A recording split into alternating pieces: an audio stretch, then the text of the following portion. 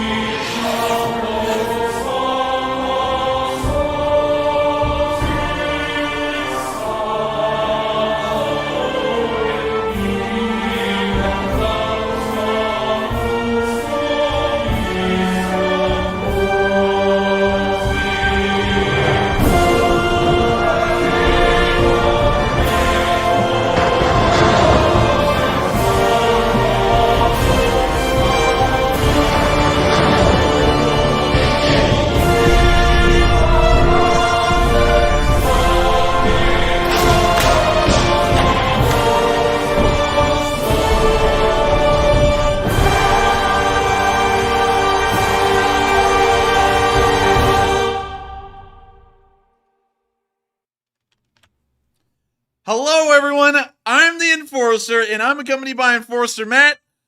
And good evening, folks. It's Enforcer Matt. Happy New Year, and also welcome back to day 13 of the news. And we're glad you chose us over CNN and Don Lemon. I'm sorry. Did you just say day 213 of the news? 312. 312. 312. But with that, Happy New Year, everyone. Or as I should actually say with the right inflectuation, Happy New Year, Mr. Smith. I know a whole bunch of y'all are already hammered. We've been seeing that in the live chat. And also, it is a fun night, of course, and all of y'all have decided to celebrate it with us. Right now, in our local time zone, it is 9:13 p.m. By the time the stream rounds out, it will probably be turning over into New Year's. Exactly. We'll be turning the clock here. So, of course, join us instead of Don Lemon or some other reporter on CNN conducting some form of sexual harassment this year as we cover the last hours of the war for this year. The next time we're on air will be tomorrow, and it will be the 1st of January in the year 2023, and the war will have entered an entirely new year, and hopefully brand new luck that the Ukrainians will be able to find, pushing the Russians out of the country and ending the war that year. So, of course, let's begin with the most interesting bit of news I have tonight, which is the Russians have been hit. You see, missiles have still been flying into Ukraine right now as we speak. Cruise missiles, ballistic missiles, and every other kind, trying to deliberately hit civilian areas and freak them out during the middle of the New Year's celebrations. However, it appears that the Ukrainians this time are returning this in kind. We don't know if they're firing missiles into Russia. We don't know what these are, but explosions have been reported in the cities of Kursk, Belgorod, Voronezh, and Rostov-on-Don, and we can see right here a picture of a large fire created by one of these explosions in Rostov-on-Don. And if we look at all of these towns, so here's Rostov-on-Don, here's Voronezh, there's Belgorod, and there's Kursk.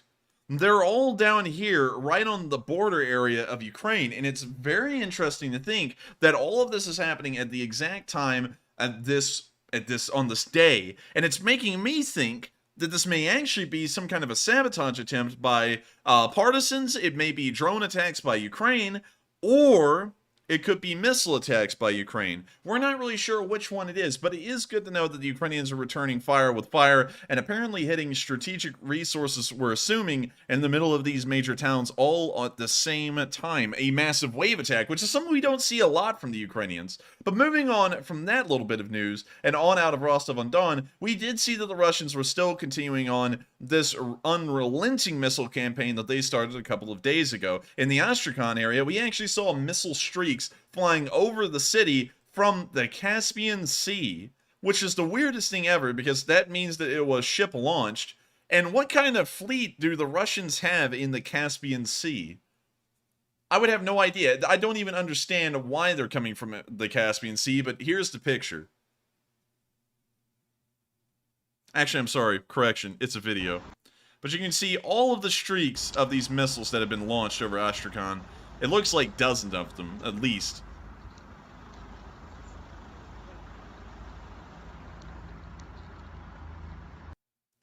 Of course, not much to explain here. It is a self-explanatory video, and once again showing that the Russians are throwing almost everything they have in terms of cruise missiles and ballistic missiles left at the Ukrainians over these past few days.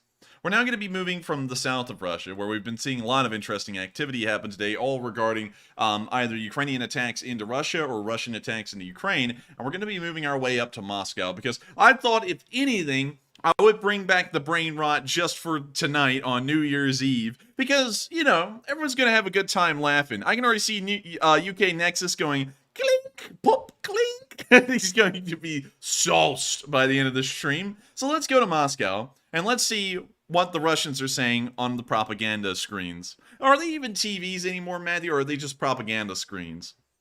Propaganda screens. No such thing as television. There's no propaganda. There's no such thing as television in Russia. Wow, that is an intro. It's like THX in the old days. What the hell is this? The Whoa. devil? Is that demonic sounding noise? This is this man's intro? No, Is this supposed to make him this look isn't nice? This isn't it. Like they at the start, they have the devil sitting there telling you, "Oh, your souls are damned to hell," and then they play some sort of like horror music trailer stuff. Like, let's listen to that. Solovyov life. What the hell? Like That is nuts. and the background looks all ominous and everything. Like there's like this glowing red light. This is just Like the Russian disinfo straight from Satan's lair. That's where all of it comes from. That's actually the Ministry of Information in Russia is just the pits of hell. So let's see what this guy's got to say. С утра в сторону Украины полетели. Damn, what is he doing? Like venting He's hot been air? trained by the other guy. No, this is totally different, man. This guy is like a steam boiler that's trying to let off some pressure. He's saying there, today, some calibers. It's like, what? Are you okay? It's like, do you need medical attention? Are your lungs all right? Украины полетели. He's trying to get the whole devil thing working real well for him. Калибры на запах соляры, на запах ВСУшников. Цифр объективных, естественно, нет. Наше Министерство обороны никогда не публикует эту информацию. Это объяснимо и это логично, сколько ракет было выпущено. Киев рапортовал сегодня, Буданов, по-моему, говорил о том, что со стороны России было запущено 69 ракет или 65 ракет. 65, мне кажется, избили... So I mean, this guy is trying to laud the missile attacks that just occurred, and he's not even getting numbers from the Russian government. He has to go to Ukrainian sources to try and get an estimation of how many missiles were launched. Well, that tells you a lot about the people you're supporting, considering they won't even give you a number on how many missiles they fired, considering it's kind of a big deal. 59. Ну, то есть сбили практически все. Поражение более 80%. Ну, а вот 5-6 ракет случайно прорвались и куда-то прилетели. Непонятно куда. Не буду еще раз говорить о том, что вы, господа, слегка так заврались, маленечко. Вот, понятно, что часть ракет, запущенных средствами, российскими носителями, была сбита. Да, ПВО есть, и, собственно, в общем, мы об этом говорим. И говорили, и говорим уже несколько месяцев, что вот это вот... I like how this guy says there, you know, I mean, like, they just shot down a couple, and we get loads of videos showing that they're shooting down droves of them every time a missile attack ever occurs. It's like, I would say, you know, considering that there's clear, undeniable video evidence out there, while I'm picking up this quarter off the floor, of the Ukrainians being able to shoot these things down, this is a stupid statement. And of course, holy moly! But of course, it is. And so we're going to let it continue. Растянутая во времени специальная военная операция, помимо всех прочих издержек, которые есть, и человеческих потерь, там, разрушений и так далее, она ведь одним еще объективным своим следствием имеет то, что, да, Украина укрепляет свою армию. И характер боевых действий там той же нашей военной авиации говорит о том, что украинское ПВО очень мощно прокачано. Если было бы по-другому, и тут я, в общем, категорически не совпадаю во мнении с некоторыми военными экспертами, если было бы по-другому, то да, были бы и ковровые бомбардировки, и бросали бы 3-5-тонные чугунные бомбы, но просто отправлять там дорогостоящего стратега, стратегический бомбардировщик, который, извините меня, в России не производится, модернизируются, да, но не производятся. Вот отправлять этот стратегический бомбардировщик туда, где его с высокой вероятностью может сбить систему. Okay, so at least he's being honest with himself here and saying, if we send in a strategic bomber to try and carpet bomb a city and just kill countless hundreds, if not thousands of people, we probably would be shot down, and so we can't really risk that. So at least he's kind of honest with himself, and he's not just lying all the way. He at least admits that the Russians, no matter what, their bombers would be shot down if they even tried. But what type of stupid line of reasoning is this, Matthew? The guy's saying there, you know, Russia is a mighty country with great military, so advanced, so good, and that is why we have to resort to World War II tactics from 70 years ago and carpet bomb whole cities. Like, that's not a modern strategy. That's like the most backwards, like, least technological dark age kind of thing you could do in the present day. Right. You can't take anybody seriously broadcasting from this this layer here that they have. No, you can't. And you can't take him serious with that haircut. That haircut. I'm- Whack. I wasn't going to say anything. Like, look, like he got the same butchery that the other guy had when we saw him on the propaganda screen. Like, he had the exact same thing going on. And this guy does too. Whoever the barber is in Russia, he needs to be shot. Like, if anyone needs to be shot, it's that guy. Because he cannot cut hair at all. I mean, like, It looks like his hair got gnawed on. dude, it's like, I think in Russia, you know, because they have a really big thing with rats, I think they just, at barbershops, have like this trend where they just let rats eat your hair, and however it ends up is just the hairstyle. Yeah, probably so. It's got to Probably. be. I mean, like, it's got to be. Look at it. Like, oh, man. Anyways. Эшелонированная система ПВО, нет, этого не будет. Но не об этом идет речь. Речь идет, во-первых, о системности, и это уже какой по счету, 3-й или 4-й массированный ракетный удар, и речь идет о накопленном эффекте, о чем специалисты сразу стали говорить еще с сентября. О том, что, да, одномоментно уничтожить всю энергосистему Украины невозможно. Она невероятно развитая, она обладает гигантским потенциалом там, резервных трансформаторов, каких-то запасных ЛЭПов и так далее, и так далее. Ну, то есть, вы понимаете, Украина — это самая индустриально развитая территория бывшего СССР. И, естественно, энергосистема там была самая развитая. Но то, что в какой-то момент все это просто сломается, вот объективно просто сломается, это безусловно. Я просто смотрю на происходящее, и мне... I like how he just sits there and says, you know, Russia can't really destroy all of the energy infrastructure of Ukraine, but just give it a couple of months and the whole thing will just fall apart for no reason. You know, like here in Alabama, we just constantly deal with our power grid just offing itself, like Jeffrey Epsteining itself into the unknown, into oblivion, and we just have to rebuild the whole thing every couple of months. You know, the nuclear power plants, the coal power plants, and everything else. Like, what is this guy talking about? He sits there and gives the Ukrainians a decent amount of credit, you know, that's actually true. And then he just sits there and says, despite us not really being able to do anything to them, trust me, it'll just fall apart for no reason rather than we have plot armor or something like that. Like, come on. Да нет, уже и не жалко на самом деле. Просто я вот пытаюсь спрогнозировать будущее, которое ждет эту территорию. А мир, нет, не мир, скажем так, возможность выжить будет только там, где будут стоять русские солдаты, русские танки. Те чувства, которые там, по крайней мере, у меня действительно есть в контексте Украины, то есть слово «радость» совершенно здесь... Rage because they're getting their butts kicked in Ukraine daily, and they're losing hundreds of guys, and they're getting nothing from it. I'm glad he knows. I'm glad this guy at least is founded in his delusions with an actual underlying reality. You know, because he's like, there's no joy because we're not winning, we're losing. That's the reality of it. Неуместно. Злость, да, радости нет. Мне просто интересно, вот окончательно все погаснет до 31 числа или до Рождества. Вот это мне интересно. Как политические встретят новый 2023 год. Я бы, конечно, предпочел бы, чтобы они его встретили в полной темноте.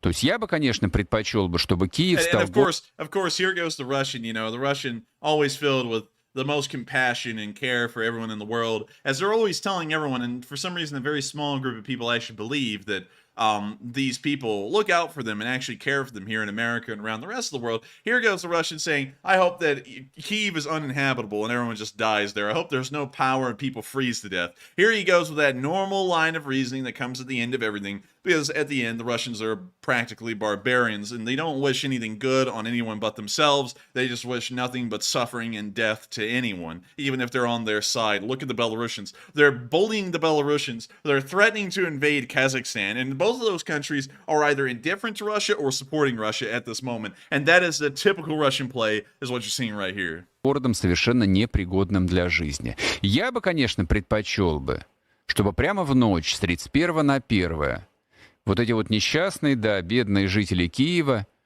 отправились в сторону польской границы. И оставили этот проклятый город, это проклятое место. Большинство его оставит навсегда. Сможем ли мы пережить следующий год в том контексте, в котором мы все оказались в конце февраля 2022 года, я, правда, не уверен.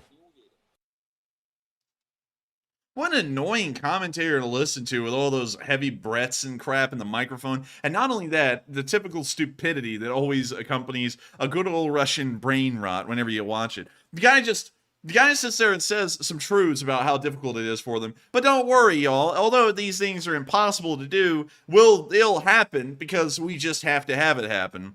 This is the kind of delusions I don't entertain on this channel, even while being pro-Ukrainian. I don't entertain pro-Ukrainian delusions like this. Like, this is just out there to the point it's insane, especially from a pro-Russian perspective of saying something like, you know, you can't raid Fort Knox, but don't worry, guys, all the gold will show up in my house within the next week just because it has to. That is a stupid line of reasoning. And probably the reason why the Russians can't get anything done, because the commanders at Bakhmut go, we're going to send in a whole other wave on the exact same battle plans that the last guys died on, but don't worry, this time we'll succeed because it just has to. Like, that must be what they're working off of the entire time, to get this kind of crappy performance out of everything, including this brain rot bullcrap. So anyways, we're moving on out of Moscow. We're going to be moving on from Russia as a whole because, you know, it's not my favorite place. It's not. So we're going to be moving on over into Belgium because we actually got a little bit of a reason, at least in terms of NATO Secretary General Stoltenberg's opinion on why supporting Ukraine is important for NATO. And so with that, I'm going to hand you all over to General Jens Stoltenberg, who will explain his standpoint. Yes, it is extremely important that we as politicians make sure that our countries provide support to Ukraine. And not only provide support to Ukraine, but provide substantial support to Ukraine for a long time. And that will have a price. Part of the price, the sanctions are important, but also, of course, the military support, but also the humanitarian support, the economic support, that has a price. But the price of not supporting them is much higher. Partly because, for me, this is a moral issue. This is about a sovereign, independent nation with more than 40 million people living in Europe, which is brutally attacked by a big power, Russia.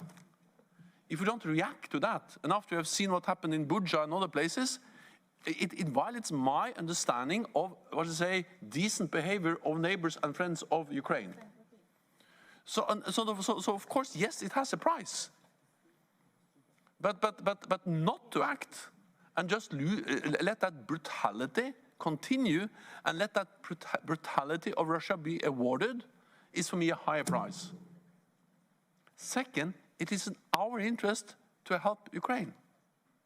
Because you have to understand that if Ukraine loses this, that's a danger for us. That will make Europe even more vulnerable for Russian aggression. Because then the lesson learned from Georgia in 2008, from annexing Crimea in 2014, from starting to undermine Donbass in 2014, and then the full-fledged brutal invasion by President Putin in February, is that they can just use force. They get their will. It's to re-establish an idea of spheres of influence, where big powers can decide what smaller neighbors can do. And that will make all of us more vulnerable. So even if you don't care about the moral aspect of this, supporting the people of Ukraine, you should care about your own security interest. So therefore you have to pay. Pay for the support, pay for the humanitarian aid, pay the consequences of the economic sanctions, because the alternative is to pay a much higher price later on. And then remember one thing, yes, we pay a price, but the price we pay as the European Union, as NATO, is a price we can measure in currency, in money. The price they pay is measured in lives, lost every day. So we should just stop complaining and step up and provide support, full stop. I love he says full stop after everything. That's like his trademark. Interestingly enough, in every other nation of the world, or every other, I guess you could say, English-speaking dialect, full stop is what they mean when they say period. Like in the United States, when we say we have to do this period, in the rest of the world, it's we have to do this full stop. That's really interesting, actually. A pretty cool little change, I guess you could say, in like accents or dialects of English. But moving on from that, I would say that he was absolutely correct, and he made the points that I've been making the entire time. He started off with, and I always find it more important to start the other way around. He started off with saying it's wrong for Ukraine to be invaded by Russia, and from their standpoint, we have to support them. And then he used the second standpoint where it's important for our security in the future to support them. I always start off with the second one that he mentioned first, because I feel like that resonates more with people outside of Ukraine, and that's a lot of people who watch this channel, because some people get on here and they don't really know why we're supporting Ukraine. Some of these people are on the fence, and they're like, well, why would we support Ukraine? It's a country not really attached to NATO. What does it have to do with us? So I make the big point on this channel that if Ukraine falls, we are going to have to pick up the tab, both monetarily and manpower-wise, like the Ukrainians are somewhat having to do in the future, because we wouldn't have stood up now and defended Ukraine and in turn NATO as well. And still, I have to agree with him entirely. Regardless which way he phrased this, he got the point out exactly. And that's why support has to continue to Ukraine to keep the NATO countries safe, to make sure that Russia doesn't get any larger ambitions. And we know that those ambitions include nothing but NATO countries.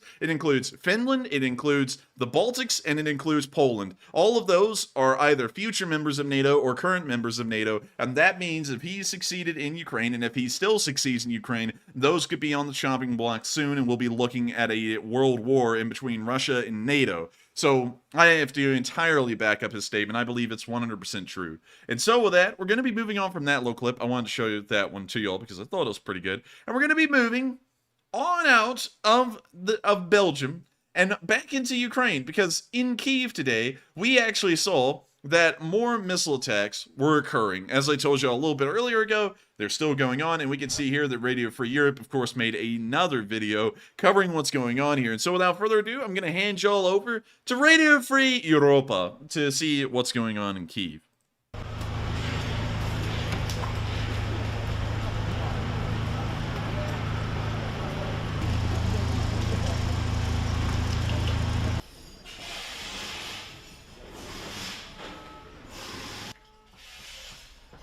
Господи, благодарю, что мой папа и все мы остались живы.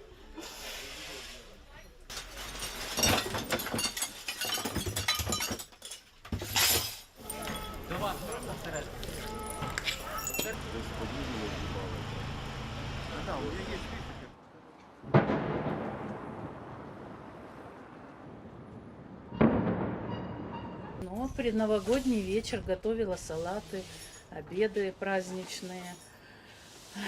Ну, слава богу, стояла возле раковины, далеко от окна. Ну, и только успела в один момент увидеть, услышать звуки ракеты, потом, как она упала, и повылетали у нас все окна, двери. Ну, абсолютно все. В доме ни одного целого окна. Ну, и сами видите.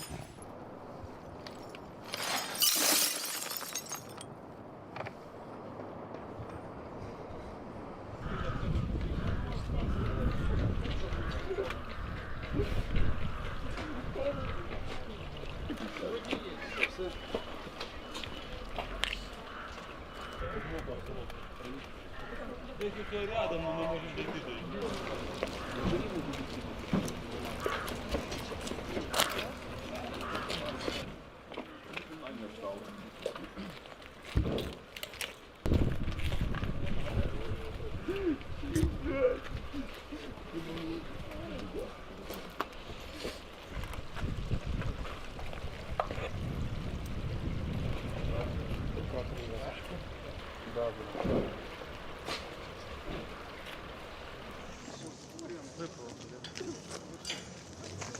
Да я хоть гляну с той стороны.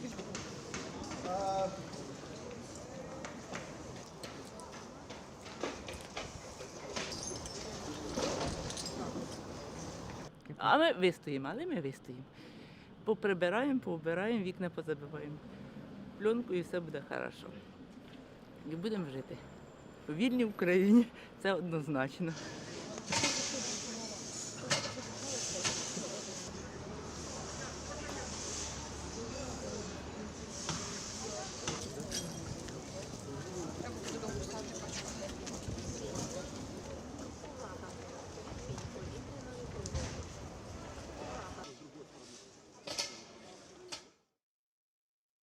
That's the end of the video, but of course, Goodness. giving you an idea of what's been going on in Kyiv. And while the Ukrainians were able to shoot down a decent amount of the missiles, of course, a few of them made it through. A couple of dozen people ended up being wounded, and one person, unfortunately, in today's missile attacks, ended up being killed. And so with that, we're going to be moving on from this video in Kyiv, once again showing the Russians committing acts of terror against the population on New Year's Eve of all days. We're going to be moving into the next little picture where you can see a destroyed hotel, which was caught, I guess you could say, in the blast radius of one of these cruise missiles. And we can see that the entire side of the building, I guess you could say, how in the world do you describe this, Matthew? The side of the building where the two walls meet an angle? I guess the corner support. Yeah, the corner would be the best way to say it. The corner was destroyed.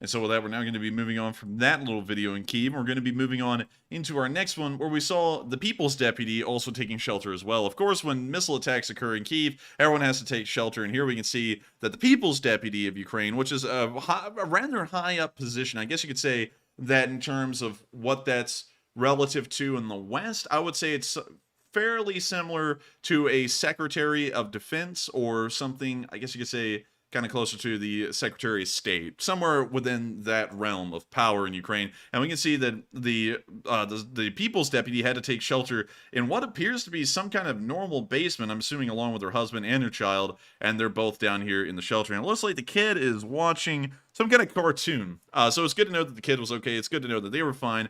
But of course, as you can see, once again mentioned, 20 civilians were injured today, and one was killed. Once again, unfortunate, but on the bright side, at least it's not a casualty figure that's as high as it used to be. Back in the day, it was not unheard of to hear of about 12 or 24 people getting killed in Kyiv over the course of a single missile attack. But nowadays, the number has been reduced all the way down to no people killed and maybe a dozen injured, or a couple of dozen injured and one killed. So while it's still one person being killed, it's not as bad as it could be. It was a lot worse before. We're now going to be moving out of Kyiv and on towards the outskirts, somewhere in the wilderness, where we saw that the Ukrainians were able to shoot down a Russian missile once again with a man-pad. You can see the missile flying.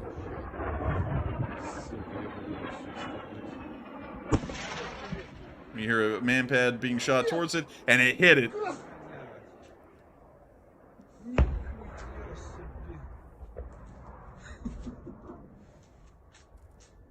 Nice. And so that's the end nice. of the video, but nice.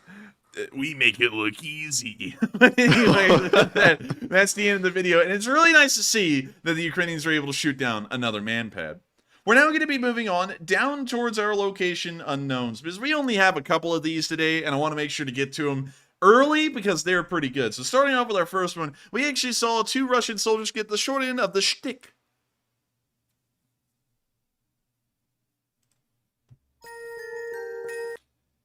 That's the Christmas music. Oh, Chris! Oh, they got a present. Ho, ho, ho. Oh, man, I'm trying to come up with a quick one-liner to say about that, but I don't really have one. I guess, let me think. Russians don't really do a lot with frying anything, so, they got blown away. That's what I'll say. I hope that's a good one-liner. We're going to be moving on from that little clip in the location unknowns, and on to our next one, where we can see a Ukrainian soldier surviving a little bit of shelling while in a car. Also, I gotta mute this because, once again, it's copyrighted. But we can see them driving down a dirt road in a village. Boom! The windshield breaks. The soldier's okay, though. He gets down in the car for a second.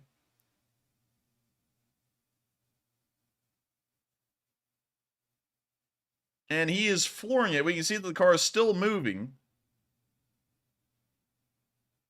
He's now trying to start the car, but he survived the shell. It hit so close, it broke the entire front windshield. The camera went falling, but he's still all right, and he's still trying to get out of there and start up the car again. So I gotta say, all in all, really lucky guy right here, in a very rare instance where we saw a shell land that close, and the person that was that close to it ended up being all right. We're now going to be moving on into our next bit of location unknown news, where we can also see our first LAV-like vehicle. This is an LAV type beat in Ukraine. This thing is called an ACSV, and I'm going to pull it up for y'all real quick. ACSV, LAV. This is it. This is the thing. Look at that. Wow. Pretty I actually nice. like that. And it's from Canada? It's from Canada. Oh, it's from Canada. Their military created a nice vehicle with this one.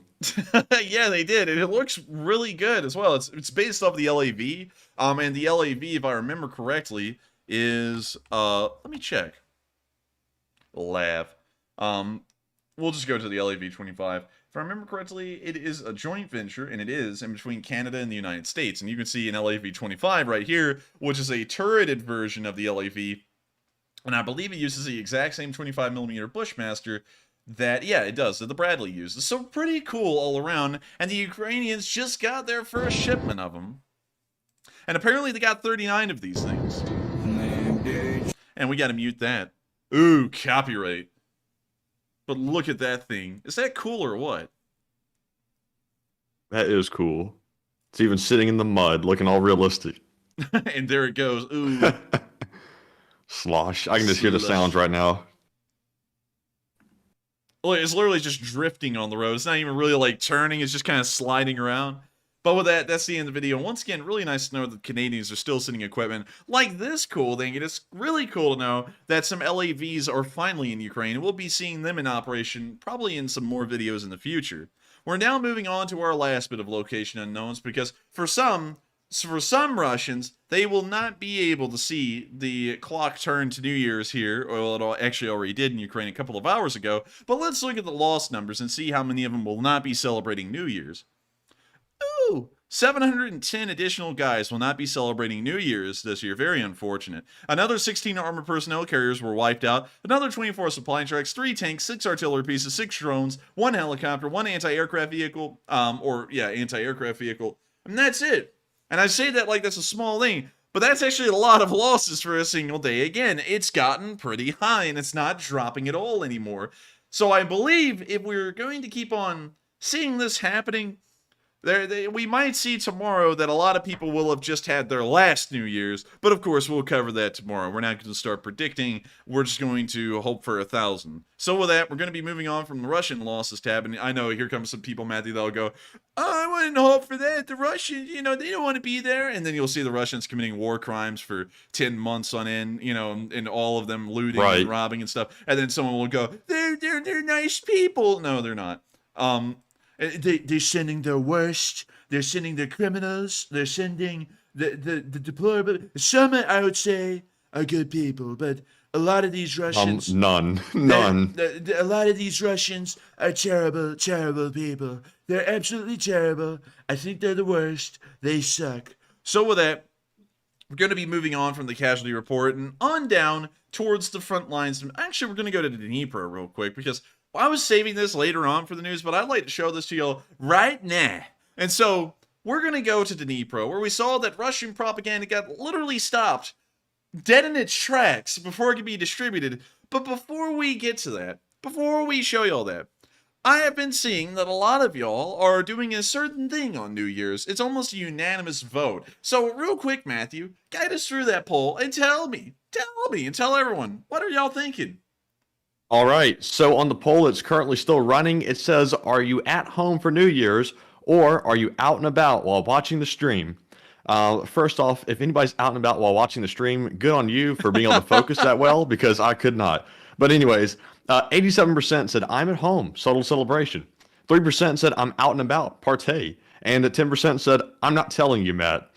And I put that option in there for the folks that felt a little embarrassed about saying that they were at home on New Year's. But guess what, folks? We're at home on New Year's too, so no need to be embarrassed. But anyways, Happy New Year's to you all. Seriously, though. And Happy New Year's to everyone. We still got about 2 hours left until we reach New Year's here. But still, we're at home. Don't feel embarrassed. Y'all are obviously, almost all of y'all are at home. 10% of y'all didn't want to admit that, though, but that's fine. We know you're at home, snacking on potato chips on your couch, watching the stream. Look at you. I'm just playing with y'all. I'm glad that all of y'all are watching, though. It's going to be really cool to reach New Year's here on this stream tonight with all of y'all. There are 4,300 of y'all on right now, and honestly, I believe that's shocking me and Matthew, because I didn't expect that many of y'all to get on and watch on New Year's New Year's Eve of all days. I thought a lot of y'all would be out enjoying yourselves, but instead, well, actually, I say that like they're not enjoying themselves. Apparently, y'all enjoy yourselves here so much, y'all decided to be here tonight instead of somewhere else. So welcome, and also that's super cool. But with that, I hope we addressed that poll fairly well. And to the 3% of y'all that are out and about and partying, can y'all put this on like the main TV screen at your party? Like if there's like 30 people there, could you put us on so that way they'll subscribe? Because that would be kind of nice, and I would be very appreciative of that. So with that, we are on to the next one. All right. And the next poll said, do you agree with NATO Secretary Stoltenberg's opinion on international support of Ukraine? 91% said, yes, I agree 100%. 4% said unsure. 4% said somewhat, I partially agree. And 1% said, no, I disagree with him completely. So I've got to say, I definitely agree with him. He's been saying the same thing throughout the entire conflict, and he's been having good ideas the entire time. He's been saying what we're all thinking, at least in this stream. But Enforcer, what say you? I would say that I agree with him 100%. I actually kind of addressed this one right at the end of his speech. You know how I backed him up and he was saying pretty much everything I said. So I would still have to stick with my guns on that one and say I agree with him 100%.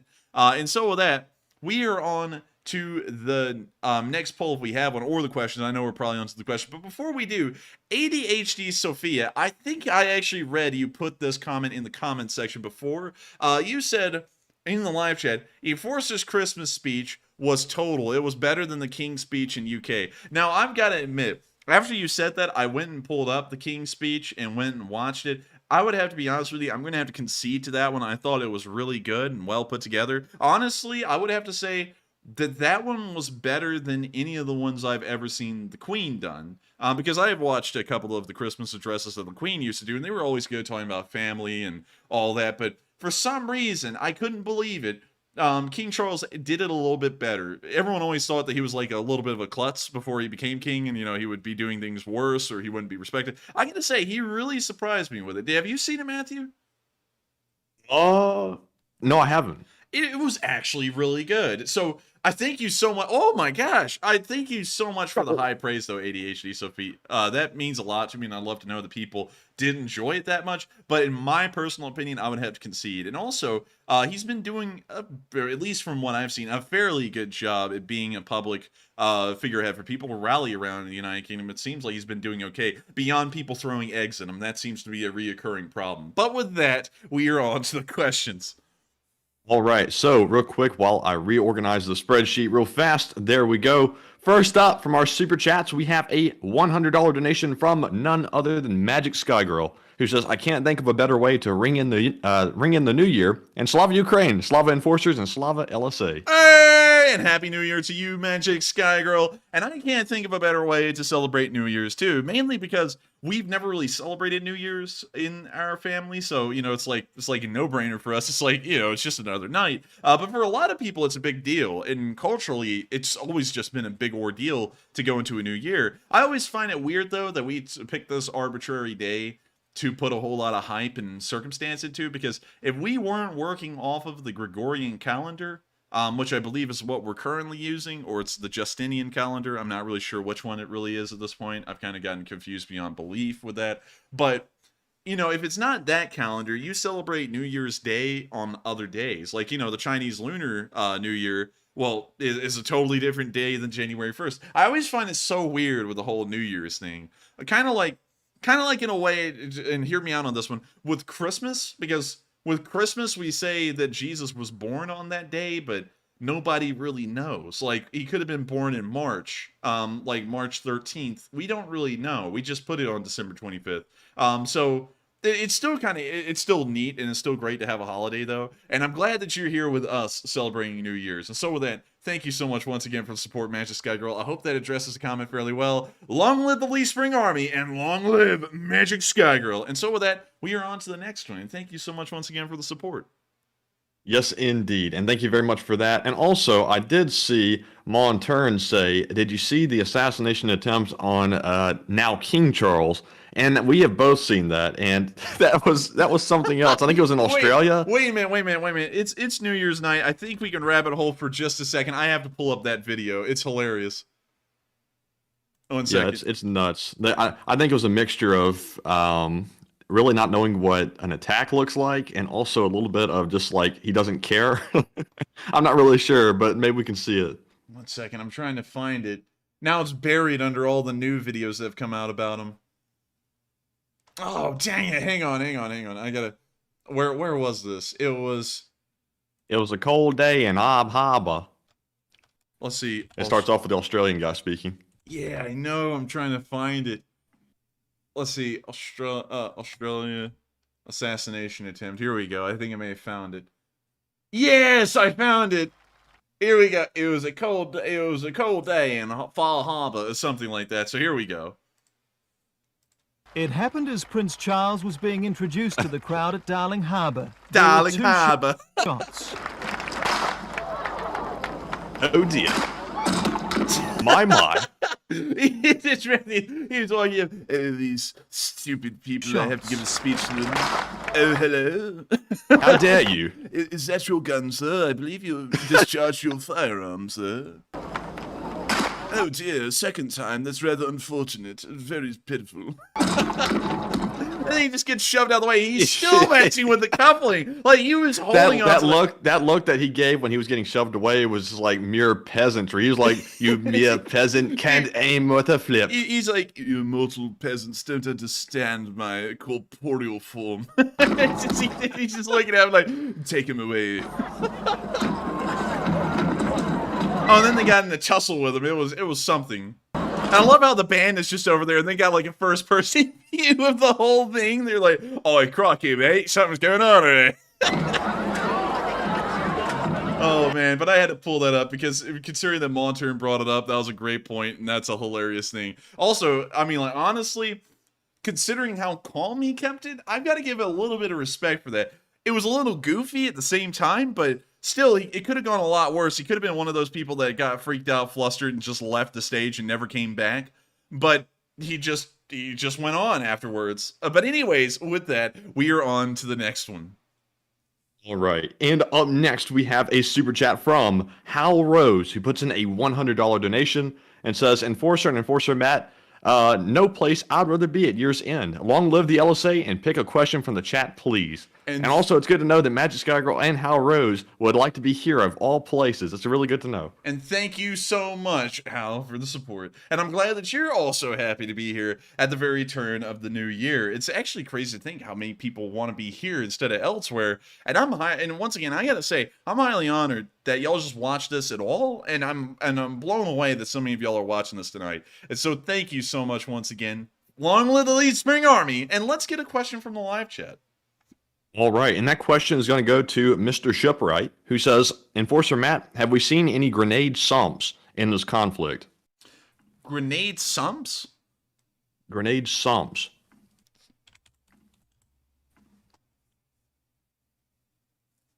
I mean, yeah, I think a sump is a pump, but grenade sump? Grenade sumps. I think you have to punch in grenade sump. 1 second. I've never heard of grenade sump. A deeper hole dug inside the foxhole into which live grenades can be kicked to minimize damage from the explosion. I have not seen those. We usually just see foxholes with flat floors, so if a grenade falls into it or a bomblet, it just explodes on the floor and the shrapnel travels across the rest of the trench. I actually had no idea what a grenade sump was until I pulled it up right there. I'm going to be entirely honest with you. And that is an interesting name. That sounds like something you would say at work. Oh man, I'm just in a little bit of a sump right now. I'll probably pick up the workload a little bit later on in the day. Imagine your coworker coming in. Hey man, is there something wrong? Yeah, I just got a little grenade sump. And it just blows up in their cubicle.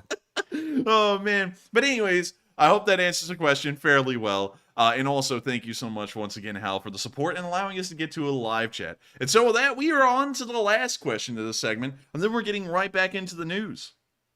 All right, and the last one of the segment is going to go to Team Koji 17, who puts in a $100 donation and says, Happy New Year's, boys, from Team Koji and Sturmeyer, I believe. Give your mom a hug and kiss tomorrow.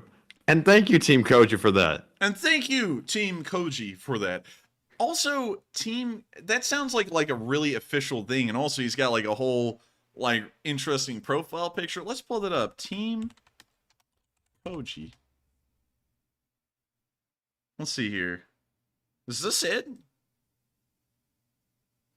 Nope, that's not it. Not the same logo. What about this one? Nope, that's not it either. I'm interested. You got. Oh, wait a minute. Oh, that was a different kind of Team Koji down there in Google Images. That was something that rhymes with it. But anyways, with that, I thank you so much once again for the support, Team Koji, and also Sturmir as well.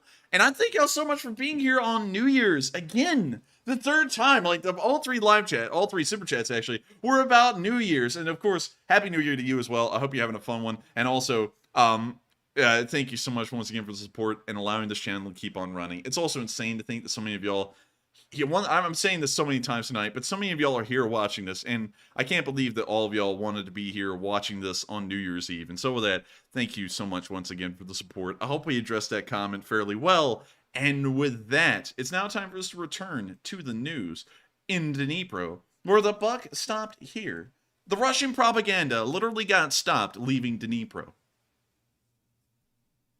And also, if y'all are wondering, because, you know, I always hear this being brought up now by bots and pro-Russia people, is that the Ukrainians are, and this is always an interesting way that they word it, they have banned Christianity in Ukraine, and they completely misconstrue the fact that it's just the I believe the Russian branch of the Eastern Orthodox Church, which is a smaller group inside of Ukraine, but they're entirely pro-Russian, considering that it's pretty much a state-run church by Russia, and they just follow everything that the Russian government says and then say it in Ukraine, and they got shut down for that reason. It's always being misrepresented. And in case if y'all were ever wondering, is there any merit to what they did to them, here was a van that was being used by the Russian Eastern Orthodox Church in Ukraine, in Dnipro, to transport propaganda leaflets throughout the country. And the cops pulled it over and seized it. Добрый вечер. Добрый. А что здесь происходит у нас? Перевіряли транспортний засіб. Я вас попрошу, якщо ви знімаєте, станьте тут, знімайте, питань немає. Да. Фіксуйте, питань немає. Прихильник руського миру. Also, Matthew, did you notice something compared to American cops? I didn't actually see it. This cop said, "Hey, are you filming?" The guy said, "Yeah," and he said, "Oh, that's fine. Just stand back here and you can film." And he said, "Okay." Like, That was in Russia? No, this is in Ukraine, in Dnipro. Oh, Ukraine. I'll tell you what, that's definitely not what they do over here. No, they would tell you, turn the camera off, even though you're on a public access and all that stuff, you know, going through all the laws. They would still tell you, turn it off, you know, we're putting on an arrest for disorderly conduct or something like that. And over there, he's like, are you filming? Okay, just stand back here right behind me and you'll be fine. Понятно. I think the police pretty much everywhere else is a little bit more polite and proper than the United States. Our police are a little out of control at this point. Это, получается, коллаборанты. Є підстава так вважати. Достатньо. That was just so bizarre, you know, like, I gotta be honest with y'all. The culture shock of how people interact with cops in other countries is very interesting coming from the United States. Because here in America, if you asked a cop that question here, you'd say, I don't answer questions, go stand over there. Well, he wouldn't even say that. He would just say, go stand on the sidewalk, stop recording. You know, it'd be something like that. You'd have to call out a supervisor. It'd be a whole hoopla. Then the supervisor would come out and then things would get even more tense. It's crazy to see this guy say, so is this like Russian propaganda? And the cop's just like, I think it is. It looks like it. Like, you would not. It's just so weird because I've run into a couple of cops here. You would never have an interaction like that. That's just so wild to me. I remember when we were in Britain and we went to go ask that cop a question and they were really polite and like I almost like caught you off guard, like how nice they were. Yeah, you know, to give you all that story, we were lost at one point and we were trying to find our way back Actually, no, I'm sorry, correction. That was another time. I'm talking about a specific instance near the Ministry of Defense. We saw a British police officer actually wearing one of those traditional, I guess you could call them the Bobby helmet. You know, if you ever think of British police, you're probably thinking of the helmet I'm thinking of. And we had never seen any of them wearing that the entire time we were there. So I walked up to the guy. I was like, hey, is Is that like a special thing? Is that like part of a dress uniform, or is that just something y'all can optionally wear? And then he went through this entire conversation about how police headgear works, and he was very polite, very nice guy, and it completely threw me off because I was expecting the guy to go, "Get out of here," or something like that. And I was just like, that's just so weird, you know, and it's weird to see a cop interact like this. I remember back in the day when people always like were making a big deal about the Polizei in Germany, like they were so notoriously like brutal. I think we've outdone them at this point in America. I don't know, maybe. And I also saw someone say, let's see, Tiger Claw 338 said, "What's with the cop hate here?" There is no cop hate. I'm just saying that cops are extremely rude, especially where we are. I've tried, like, I'm not going to get into any, like, I'm not going into politics here. I'm just saying what I've run into, and I'll tell you if I think someone's rude or not, regardless whether they're in the political sphere or if it's something people think is political. But every cop I've ever run into, save, like, I believe, like, just one or two, have been extremely rude to me, even when there is no need. Like, when you're just walking up to them and trying to ask them a question, they're extremely rude. And it's just so weird to see cops not be rude as a normal thing. I don't know. Maybe in other parts of America where y'all are from, like, you know, maybe up in the Northeast or the West, maybe they are actually polite. But down here in the South, usually cops are just extremely rude. And I believe it's kind of like a power tripping thing where, like, the power of being a cop goes to their head and they just got to order everyone around them to do anything and everything that they ever wish, even if it's unlawful. Like, get away from me, stop recording, although you can stand around them if you want and you can record them if you want. But anyways, it's just still interesting to see that, you know. But moving on from that, and back to the original point of showing this video, right here, you can see that they were seizing propaganda that was being spread by the Eastern Orthodox Church of the Russian Patriarchy. That's why they're being banned in Ukraine. You can see that even though they were banned, they're still trying to carry through with the spread of propaganda, misinformation, and lies like they were at the start of the war.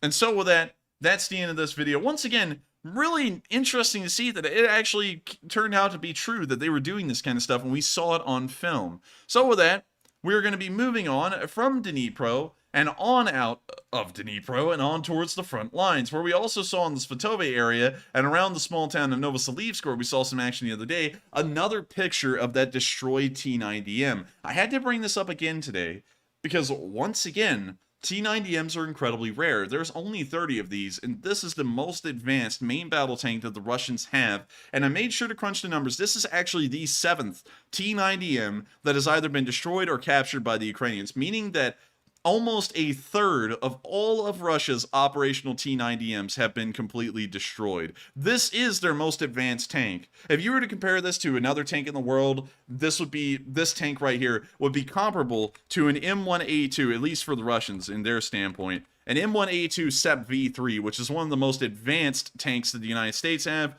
and if you add on the Tusk armored packages, it is the most beefy and armored up version of the M1A2, and the most capable as well that there is. And the Russians just lost their version of this tank. Of course, that is a little bit of an overstatement, though. The T-90M, although heavily upgraded, and the Russians put loads of money into those things, it's still not even comparable to an M1A2, armor-wise, optics-wise, engine-wise, everything. It's not comparable. But for the Russians, in their mindset, that is what a T-90M is. And they just saw the 7th one go up in flames again. And then the Ukrainians, I believe, have captured 2 of them intact, and they're now using them. And that right there, if that is not an embarrassment, I don't know what is. You got to remember that in the entirety of the Gulf War, and I'll go pull this up for y'all, Gulf War, Abrams lost. Let me go type this in. 23 Abrams were destroyed or damaged in the Persian Gulf area. Of the 9 Abrams destroyed, 7 were due to friendly fire. 2 were intentionally destroyed to prevent capture after they became disabled. So it looks like, let's see, 2 were intentionally destroyed.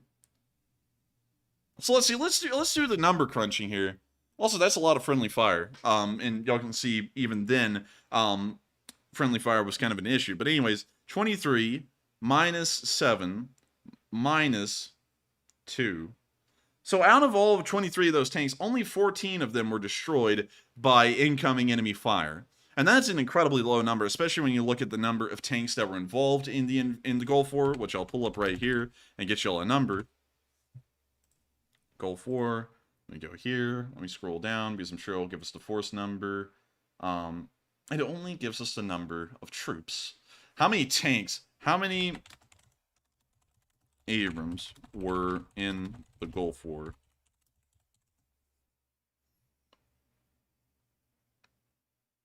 Let's see, 594. Okay, so there were 1,772 M1A1 Abrams tanks used in the Gulf War. Out of all of those, only 23 of them were destroyed. And so let me do the numbers on that. Let's find a percentage on how many of the Abrams were destroyed. So 23 divided by 1,772. So out of the entirety of our tank force, 1.2, well, really more like 1.3% if you round it up, of our tank force was destroyed in all of our activities in the Gulf War over the course of, I believe, 2 or 3 months. Let me go check that real quick. How long was the Gulf War? I don't have that up. We'll say about 2 months. So 1.3% of them. And so going off of that, if you go and cut that down even further, it was more like 0.6% of them were actually destroyed by enemy fire. That's it. And you look at the Russians, and you got to remember the M1A1 at that time in the United States was the best, and we had thousands of them. The Russians only have 30 of these things. They've already lost a third of them in 10 months. That's pretty bad. Then no matter how you look at that, that is a terrible way to be wasting the best military equipment in your country as on a nation that you claim could be taken over in 3 days. That is sad. So we're going to be moving on from that little bit of news and further on down the front line again and towards the direction of, I guess you could say, Severodonetsk and Lysychansk. So we can see down here that some Russian soldiers, of course, were hit by artillery again. Also, M35 Benfits, you are correct. The Challenger did do better. No Challengers were destroyed at all, I believe, during the Gulf War or the invasion of Iraq. Only 2 Challenger 2s have ever been destroyed in combat, and both of them were destroyed by friendly fire. So with that, I'm going to have to mute that. But this was very interesting to me, Matthew, in this video. What the hell are they carrying? Like, they're these giant white bags. Well, I mean, I could say one thing, but I'm not sure if that'd be appropriate for YouTube. You've now piqued my interest by saying that, Matthew. I was going to let that go, but you now piqued my interest.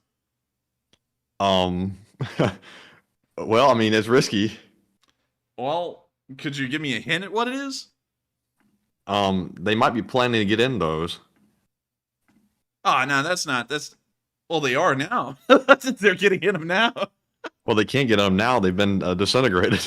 Oh, that's true. But I mean, like, at least they're there. It's like a quick pack, easy kit. You don't have to bring up the body bags. They're already there. So with that, that's the end of the video. And I'd have to say, pretty nice. They came prepared. We're going to be moving on into the next bit of news now, a little bit further down the front. Of course, nothing really happened in the northeastern area today. But as we move down into the Soledar direction, of course, things went down and things got heated. We can see in the Akavlivka area, a kamikaze drone hit a Russian trench.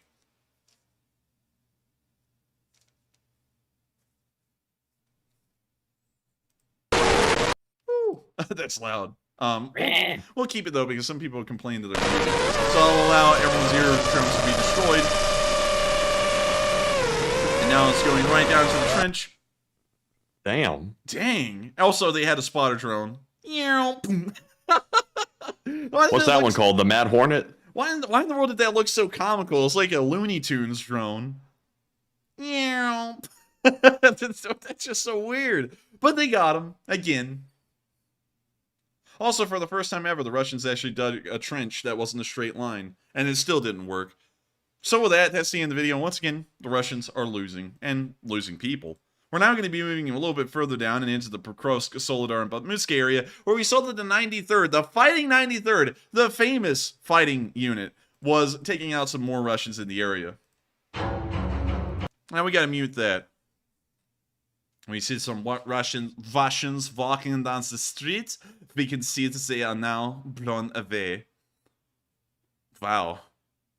I guess you could say they were blown off their feet.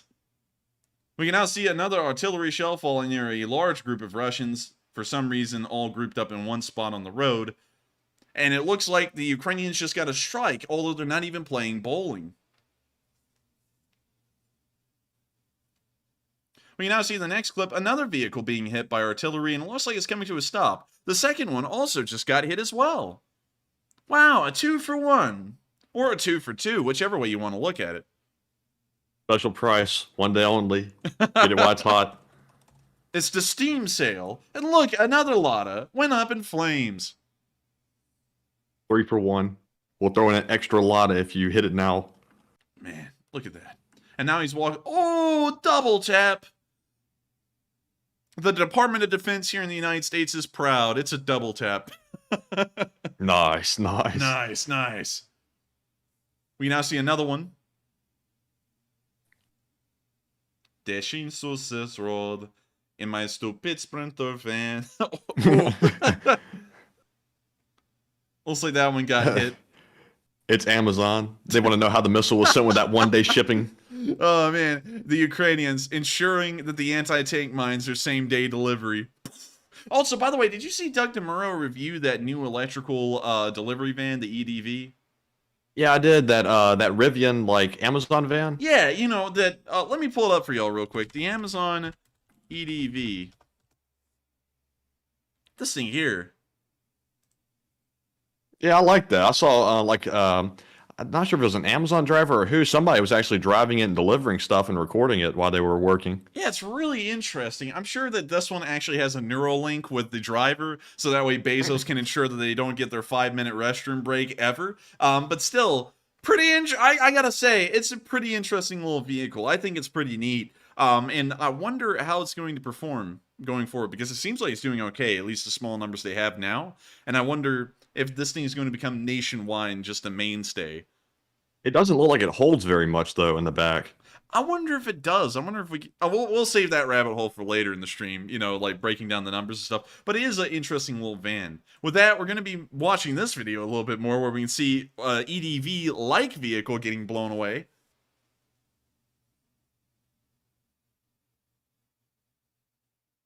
We see another one getting blown away. When you see a little, oh no, Vadim died for that white Lotta, and now they're losing it. Oh no. I just realized that white is the most, like, visible color, like, in the middle of a field that there could be. Oh yeah, it could be any other color, it would be better. Now, oh, double tap. Man, the Ukrainians are really mastering this whole double tap concept.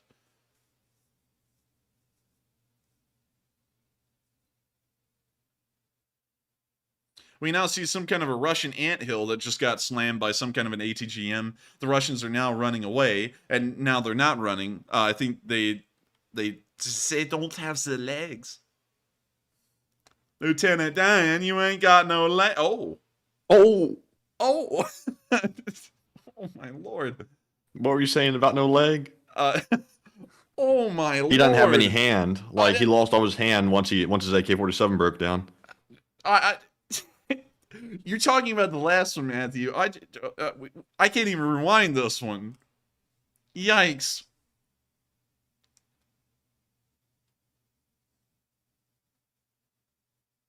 You know, I have a feeling. I have a feeling that we might want to move on from this video. I'm starting to get it. You know, it started off a little tame, but as it keeps going, I'm starting to think that this may be a little bit too much. I don't know. I don't know. What do you think, Matthew? Yeah, I think it's too much. I think we might see many other flying ligaments and soon. I think we may. I'm really scared to unpause this right here because I don't know what's going to be coming out the other side, you know, considering everything that happened. But I can say one thing. Yeah, have y'all ever seen a Lego minifigure when, like, the arms and everything, you know, it kind of looks like that. We're going to be moving on from this video. Once again, the Fighting 93rd is doing a great job. And if y'all, you know, if any Russian bots, it sounds to people saying, keep it rolling. Listen, if we do that, this thing gets age restricted, and then no one will be able to watch it when it goes up as a video. No one will ever even knew it aired, and then also it hurts people watching this right now, and we don't want that. We would rather just make sure that everyone can watch the news and it gets out to as many people as possible. So, oh, and also some of y'all are saying keep it going. If y'all want to see it, there is a link to this map in the description below, and you can go click on this link and watch it for yourself. We're now going to be moving on down into Pokrovsk area a little bit further, and we can see that the Russians also got get hard in this video as well.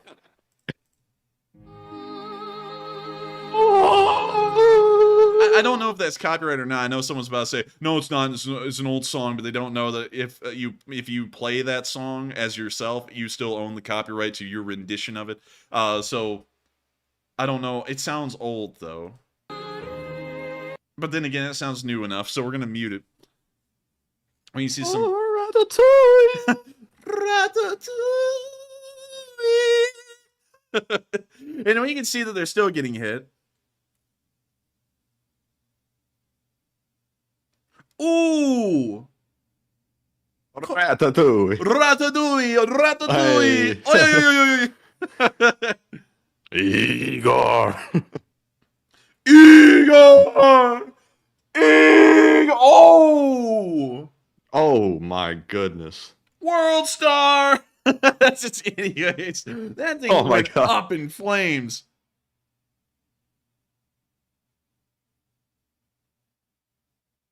Channel Law Nerd said, a little key off there, buddy, LOL. No, I think I was probably about 5 keys off, most likely. I think it was a whole octave off.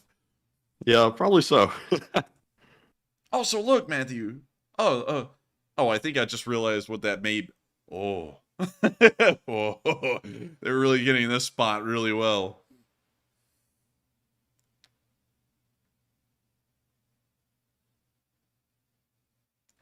Dang. What's in that tree line? An iron mill? Like, what is that?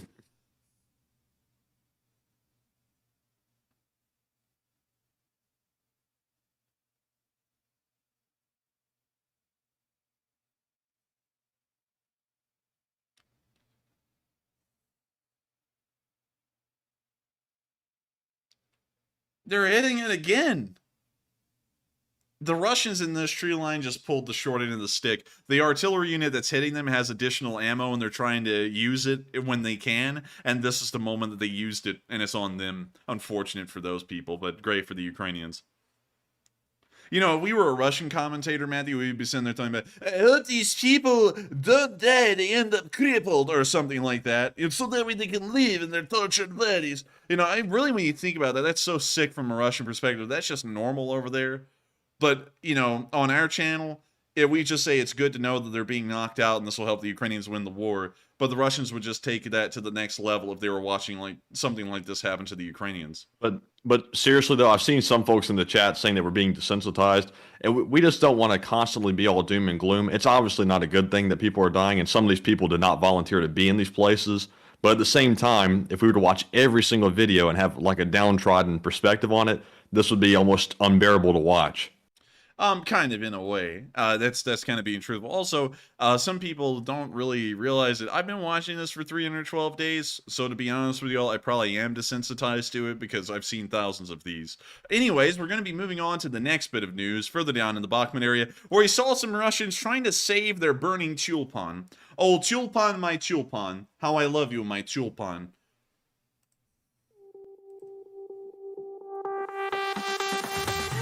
So, when you see a Russian running up to the tulpan, which is a big heavy mortar. Now, one thing you may know about these heavy mortars is that they carry a lot of 240mm tulpan ammunition. And that's not good. That's not good, Benny. You know why? Because that is the shell. And it carries them inside of this thing. So if it catches on fire, it's a matter of time before this thing shreds itself. It's not good at all. You can also see them. The shell is so big that they have to use a small crane to load it. All right? It's not good to walk up to one of these things when it's on fire. And this guy did. He's now climbing on top of the tulpan. An even worse decision, and he's using a fire extinguisher.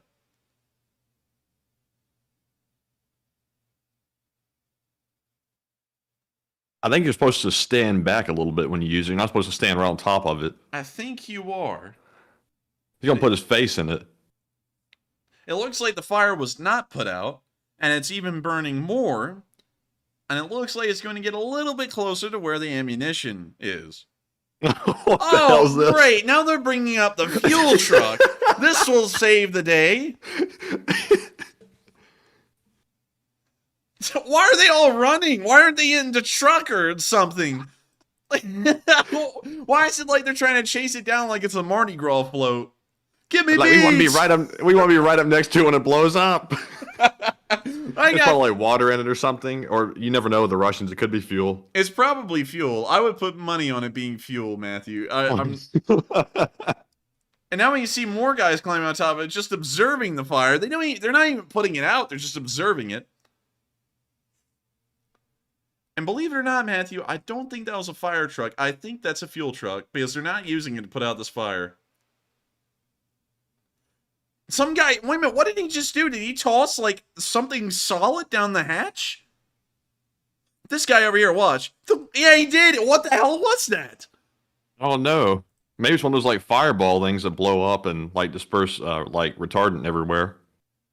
No, I don't think so. And they're also not even using the extinguisher on the fire. This guy was shooting it. Oh my god, this thing's going to blow up.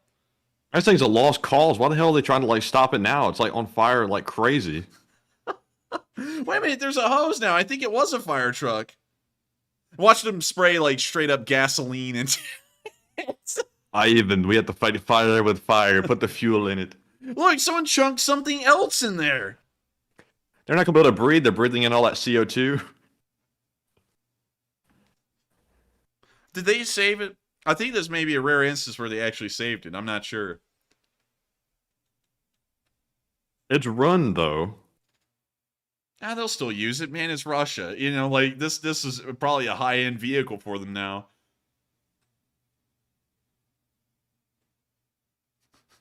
Watch them like start taking out like the gas like container in a minute. Wait a minute, is that the hose from the water truck right there? I think so, yeah. Man, okay, I was just about to say. You gotta think about this, Matthew. Someone probably sat there and said, "Oh, we have to put the fire out," and then this guy right here, "Oh, gee, man, I don't know." Just sticking his head down in the CO2, just sucking it in. Like, these people are just, man, they're just stupid. But it looks like they actually somehow managed to put this out. I'm sure that nothing works in it anymore. The engine's all messed up. The interior's messed up. But they put it out. That one guy waving his hands like he's going to put it out like this. You know, something I was just thinking about? This is probably a Ukrainian drone watching this whole thing. They're probably just waiting for them to put it out, and they're going to be like, do it again. The next Watch show. Them, they should like lower the drone down right with eye level, and then they turn to see it. Oh, Ivan, is that our drone? And like fly it straight into him.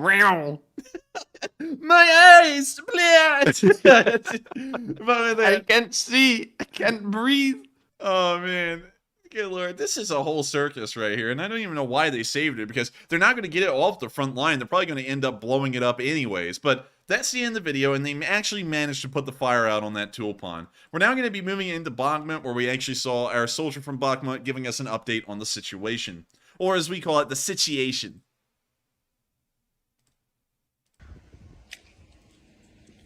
Доброго ранку, Україна. Такий вигляд наразі має центр міста. На ранок 31 грудня.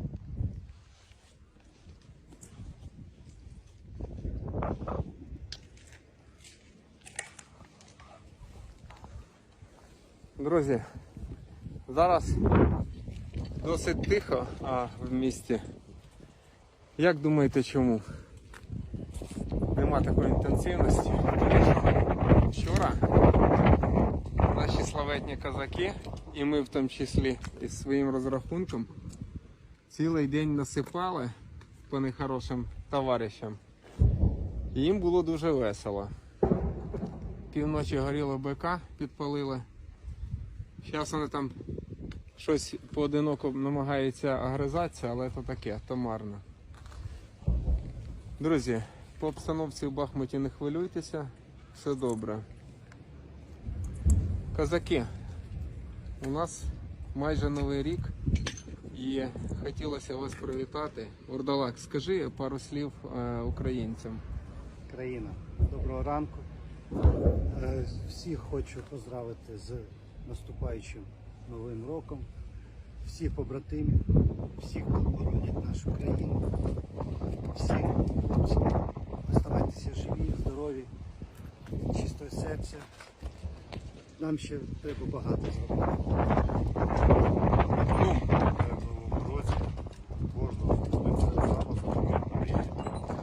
Від себе бажаю всій Україні міцного здоров'я. А у мене одне єдине побажання на наступне. Якраз, як то кажуть, було б файно жити без Русні. Друзі, є тверда впевненість, що у 23-му році на нашій землі не буде цієї нечисті.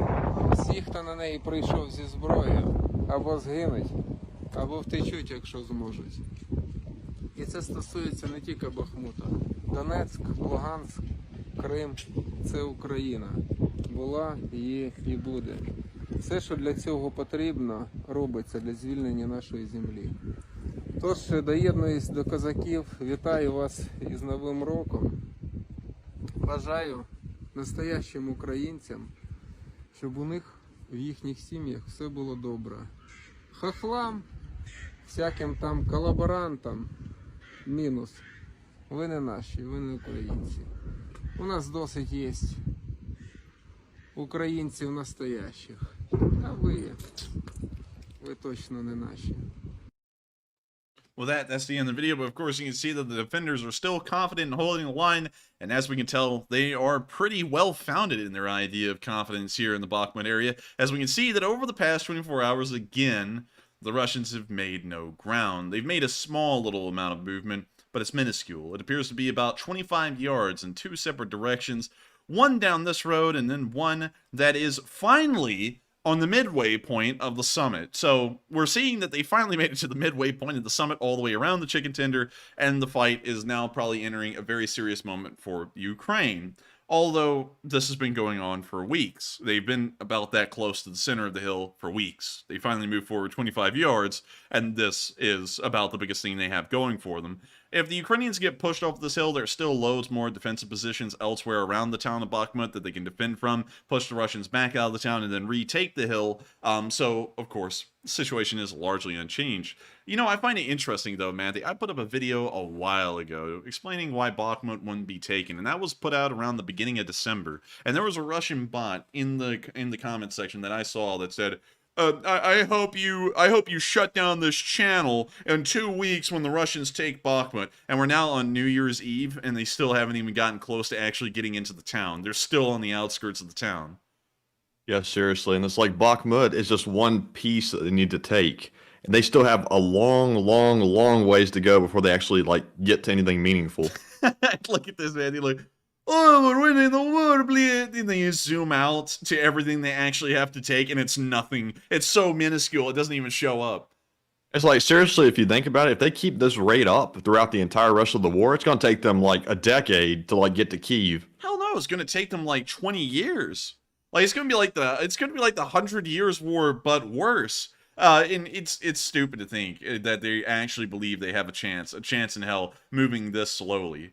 You know, at the beginning of the war, they were covering about 10 to 20 miles a day. Back then, it looks possible. Then on day 5, everything changed, and they never were able to do that again because they lost the, I guess I could say, the advantage they had with surprise. With that, we're going to be moving on into the next bit of the front line towards Apitne, where we saw that the Russians actually filmed a video of a tank of their own that was knocked out by friendly fire earlier that morning. So here's the video. Пару слов, пожалуйста. Приветствую вас, дорогие Подписчики. веселые ребята. Look at that. That's their tank, knocked out by friendly fire. Это мы сегодня утром заебашили танк, нахуй. У нас было плохое настроение. Да. Танк оказался нашим. Там еще бэку въебали, нахуй. Бэка и так, это семечки.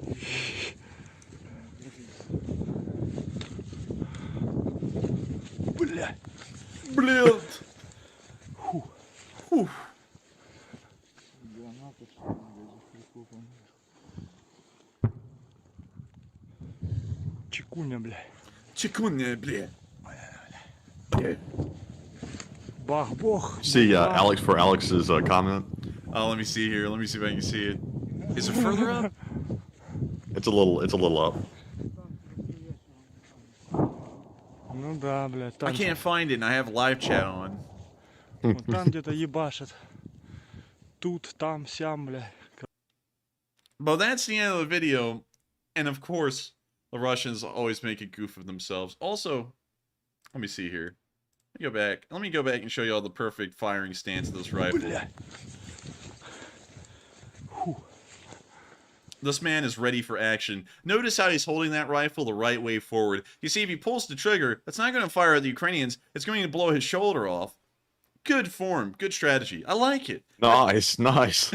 There's actually a movie out there, Matthew. I believe it was from Japan or Korea, where this woman was trying to kill someone in her house, and he had like a gun or something, and he put it down to fix a window. Like, it was weird. But anyways, she picked up the gun, aimed it at the back of his head, pulled the trigger, and the gun fired backwards, like out of the back of the gun, and shot her in the shoulder where her arm didn't work. And so he got up and he was like, "What are you doing?" And she's like, "I tried to shoot the gun. I shot myself in accident." He's like, "You silly, it fires backwards." And then he got back down to fix the window. She turned the gun around where the barrel was aiming at her other shoulder, you know, using her other arm, and aimed at him so that way it would shoot him. She pulled the trigger again, and this time it fired forwards at her and, like, shot her other shoulder. So then both of her arms were just, like, dangling there. And he was like, "No, you silly, it fires backwards the first time, forwards the first time. You silly goose, what are you even doing?" And so then she just decides to run away, and when she does, both of her arms are like just hanging, you know, like she's not actually using them. Just hanging. And what kind of movie is this? You would have to see it. It was just hilarious, like how it was delivered. It sounds kind of a little morbid, but it was just hilarious. And then she ran off like that. This is how this guy would run off if he got in a firefight. He would run away like that. I guess so. That's interesting. But anyways, we're going to be moving on from that little clip. Hopefully I explained that fairly well, because I feel like that was a really bad delivery of that, I guess you could say, story. Anyways, still, Bakhmut Frontline, nothing happening as normal. We're going to be moving on down to the Donetsk area, where we also saw Santa giving the naughty kids missiles. That's right. Santa is actually a pilot in the Ukrainian Air Force in a MiG-29. If the video loads. Kind of a little awkward. It's Santa! See him flying? Ho ho ho, naughty kid, you get cool. I mean, you get an R-73 to the face. Look now. I'm all in favor of people having fun, but they need to get more serious in Ukraine. I mean, they can't be slacking up like this. Yeah, come on. Come on. This guy just killed someone. He's wearing all this silly stuff. I mean, like, he needs to treat this seriously. I think he needs to be wearing funeral robes in the cockpit. He needs to be ready to just sit there and bawl his eyes out. I need to hear him giving the Lord's Prayer right now. The Lord is my shepherd, I shall not want. And all that stuff. He needs to be serious, all right? All this kidding around and stuff is really getting on my nerves. And I think these guys are definitely going to make people not want to be around here anymore, because it's just going to be too funny. It's going to be too silly, and I cannot stand this anymore. It's just too much. But I do have to admit that actually is a pretty high quality beard, though. Like, it actually has like a little mustache and everything for you. It is really. And there's the flag of the Ukrainian Air Force. And that's the end of the video. And once again, pretty cool to see. They're giving gifts. The gift of giving. And so we're going to be moving on down into the Donetsk front, where we also saw some Russian. What is wrong with me butchering all the words tonight? It's like the drunkenness of some of y'all, because some of y'all have been saying it in the live chat that y'all been drinking a lot. It's like it's going through the stream to me, because I'm slurring all my words now. I'm going to end up like Mel Gibson at that traffic. Well, actually not like him, because that was a very bad thing that he did. But still, I'm going to end up... The enforcer just called you all drunks. No, I Once a hard rock comes on. They're drunks. And then tomorrow I do the official apology video where I sit down and do the sigh and say, I messed up. You know, and I go through that whole thing. Anyway. I don't know what I can do to atone for my sins. Please forgive me. I just don't know. Please. No, hang on, Matthew. I got it. Wait, hang on. It's going to start right now. Sits down. Y'all, I made a mistake. You see, I want to apologize to everyone in my community. It's absolutely terrible what I did the other day, and I just don't know what came over me. I think it was all the fame getting to my head, and I'm really getting ahead of myself here, and I really do want to apologize just sincerely to all of y'all. And the controversy will be, I know we filmed that dead body in the woods. I know we laughed at it. And I know we mocked him too for having a pitiful life, but please forgive me. I know that we went over to Saudi Arabia and we actually helped out Al-Qaeda to commit 9/11. But guys, I promise y'all, it was just a mistake. It was a small problem. It'll always be the most heinous stuff, and then people will just say, "Oh, see, it was just an honest accident, just a mistake." I don't even understand how people are like, "Oh yeah, that's fine, that's cool." Like, especially with that one that you were mentioning. Like, how the hell does an apology video work for that? We are going to, like, the whole premise of the video, we're going to the suicide forest in Japan, and we're going to look for dead bodies, and then they found one, and then they apologized for the entire premise of the video. Like, it's like, how the hell can you even apologize for that? That was the whole point. You went there, you found it, and then you got a whole lot of backlash for it, and then you want to make an apology video, just act like that smoothed everything over. Like, that didn't make any sense to me at all. But anyways, getting past Somehow it worked, though. I don't even know how, but it worked. Yeah, and then he went on to do what? What was it? Went on to do worse things. Yes, far worse things. But anyways, we can see the Russians getting hit here by artillery.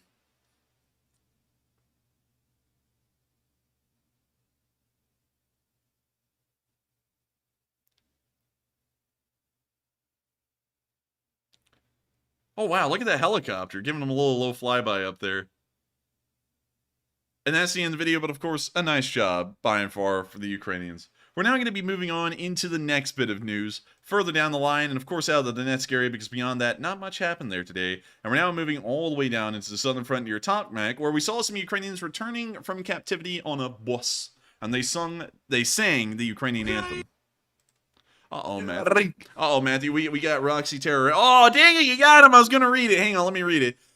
Ukrainian Nazis started all this curse word. Corrupt USA government and Nazi Zelensky are ripping everyone off. Support Russia, support peace. You know, but they started the war. Oh my God! Like that, pisses me off so bad to hear stupidity like that. They literally start the war and they say that support Russia for peace. Get the hell out of here. That's like saying support Hitler, support racial equality. That doesn't. Those don't even jive. Like, that's just stupid. It really blows me away how dumb Russian bots can really be. And I love how now the U.S. government is also corrupt as well, apparently like the worst in the world, and somehow the Russians are still so pure in heart and effort in their government that they cannot win this war 10 months or 11 months in. I love it. And also, another thing, Winnebago Nutshot pointed the perfect one out. A Jewish Nazi? Like, how the hell does that even work? How in the world can you be Jewish and a Nazi? Those don't even work. Stupidity at its finest. But once again, everyone bully that guy the hell out of here because that was hilarious and we already banned him. So the hype bus.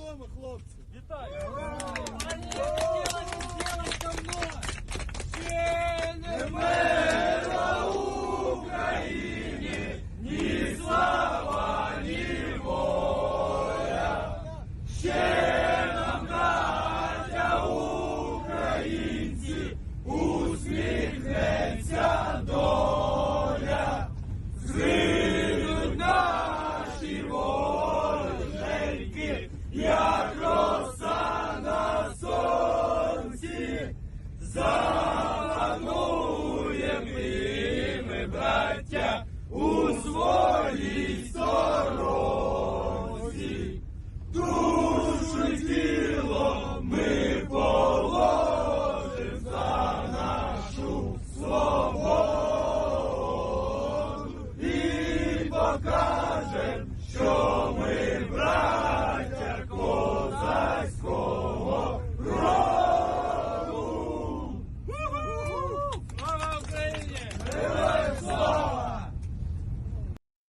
cool. I Everybody gotta sits say. back down all silent after that, like in perfect sync. And then that starts the next dialogue of the movie. Gee, what are you gonna do when you get home? You know, it's like, Yeah. that was really good singing though. I mean, like, you know, for none of them probably to have any singing experience. I also don't have any. I thought that was really good. So with that, it's nice to see that some of the prisoners are now returning home, and they'll hopefully reintegrate into their lives or rejoin the Ukrainian military. Of course, that's up to them, but it's good to know that they're finally back. We're going to be moving on into the next clip of news that we got somewhere in the Vasilivka area where we saw some Russian vehicles getting hit inside of their little holes in the ground. It looks like the Russians actually already dug these things graves. They were way ahead of their time.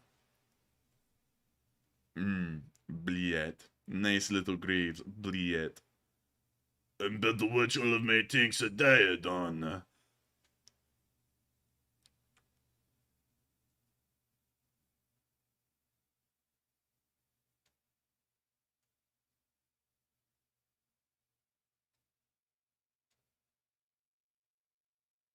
We can now see one of them getting blown up a ton.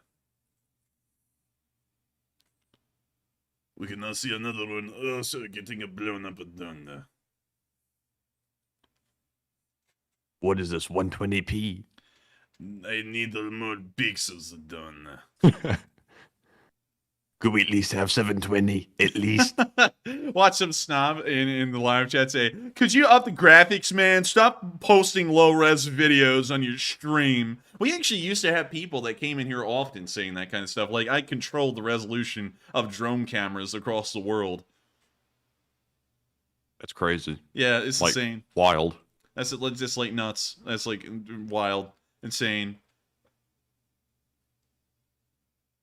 And they're just going up one after the other. They're just hitting them in a row. It's almost inspiring me, Matthew, to go, Igor! Igor! Oh, look, it's after 11 o'clock, guys. Hold it down. Boom, boom, boom. Oh, that banging of the broomstick on the wall is telling me to hold it down.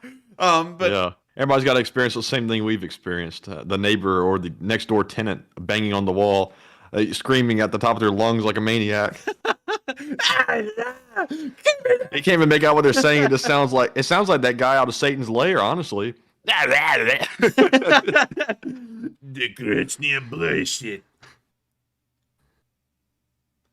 And they are really giving it to this little group of armored personnel carriers. None of them have survived.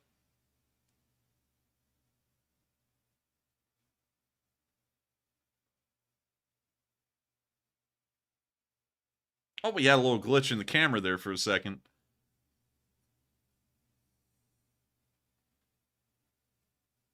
And another one. This is the third one for this APC. Eat it up. Delicious. Scrambled egg. John O said, please no more Igor. Kind of played the joke to death. LOL. Oh man, looks like we gotta cancel the merch run. Anyways, and then captured me said, "No offense, but I thought you were a middle-aged man." Lol. Nah, that's no offense to me. That's not actually. It's not offensive actually. You're supposed to become wiser with age, so I guess that's a good thing. Yeah, I mean, like, also, hey Mark, it's good to see you again. Also, how do you do, Mark? How do you do? Hey, it's a glitch in the matrix. Glitch in the matrix. I mean, it happens. It happens to the best of us. But with that, that's the end of the little video. Nice to see that they knocked out some more APCs, but of course, we've got to treat everything seriously.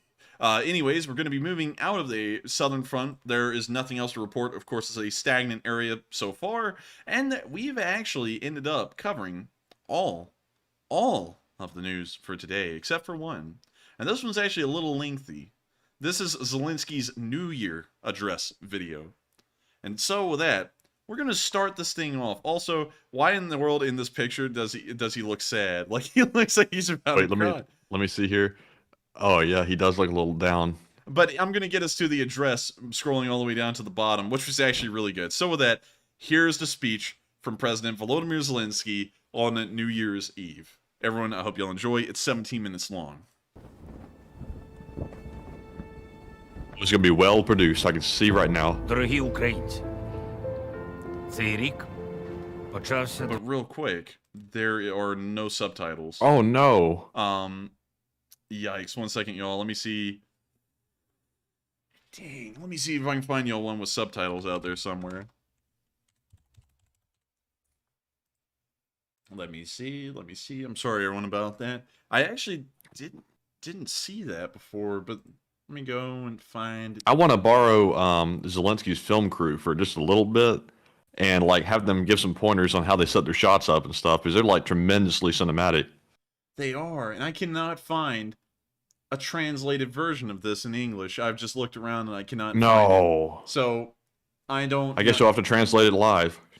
Well, I don't know how. I don't speak Ukrainian, so I mean, we could play it, but I don't think Nobody's gonna know what they're saying. Yeah, though. no one's gonna know what he's saying. So let me go. Was there a transcript?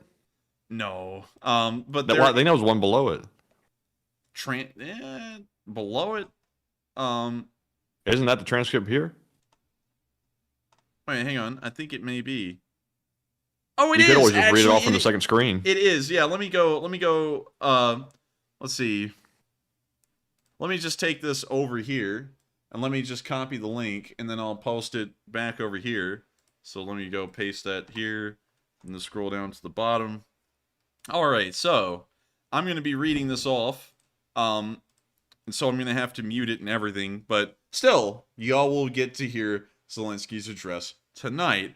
I'll be reading it though. So with that, let me mute this and let me start on an absolutely. Somebody said English is on YouTube.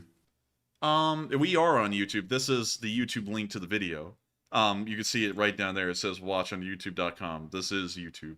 I think people want to hear you read it off anyway, so I think we're good. Yeah, so and also I'm gonna try my best Zelensky. So with that, here's the video.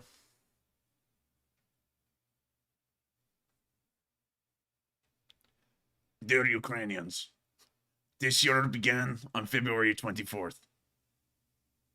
Without prefaces and preludes, sharply, at 4 o'clock. Also, Susie Halsey sent me the actual version with it. Oh, really? With the subtitles? Yes. Okay. I think that might be better. Yeah. People are gonna be like, "You're butchering it! Stop! Stop!" You know. So let me go grab it. Here, I'll send it to you. Let's see here. I don't have access to that link. All right. Well, we're just gonna that's right. We're gonna have to do this then because we're about to start burning through precious time, and this thing is 17 minutes long. So I'll just go to the YouTube page real quick and send you the link. The link from there. Excuse me. All right, we're gonna be waiting for a second.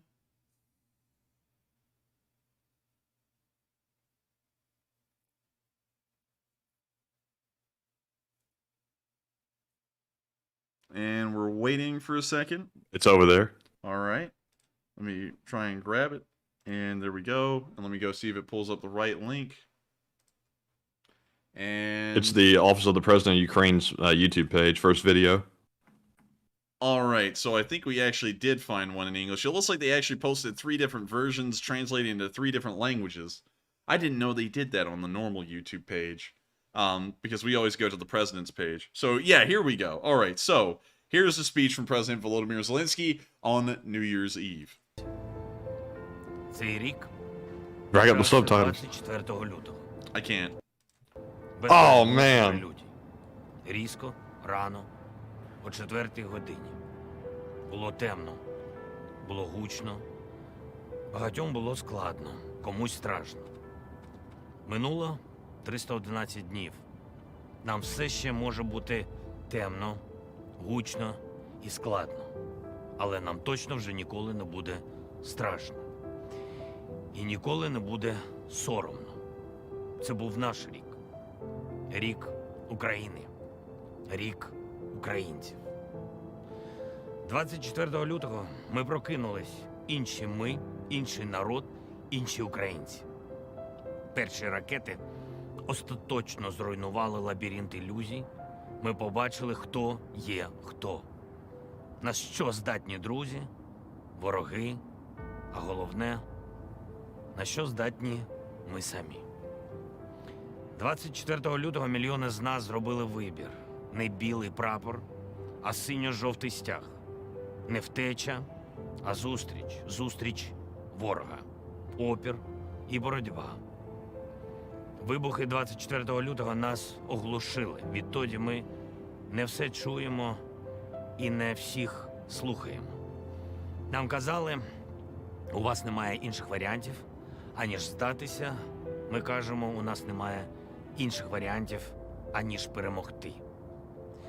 24 лютого ми почали творити нашу перемогу з багатьох цеглинок, сотень інших перемог. Ми перемогли паніку. Не розбіглись, а зібрались.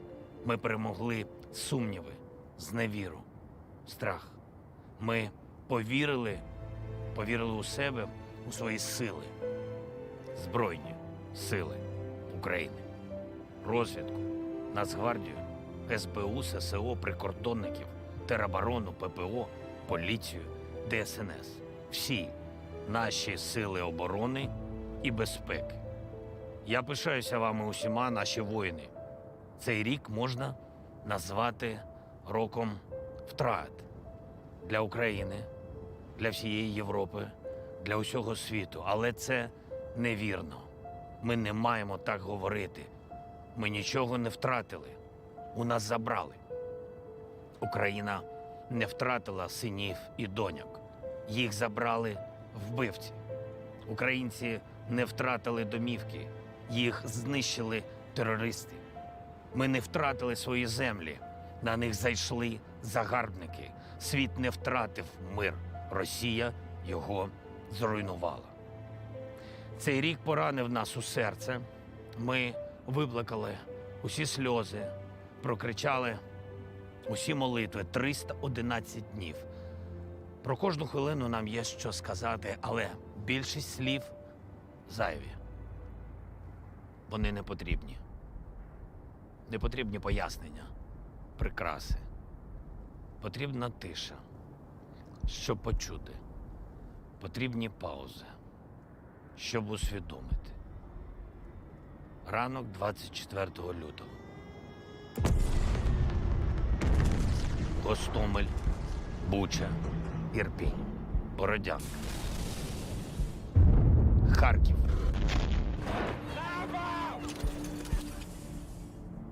Мрія, Краматорськ, вокзал, іграшка, Чернігів, Маріуполь, драмтеатр, напис «Діти», Оленівка,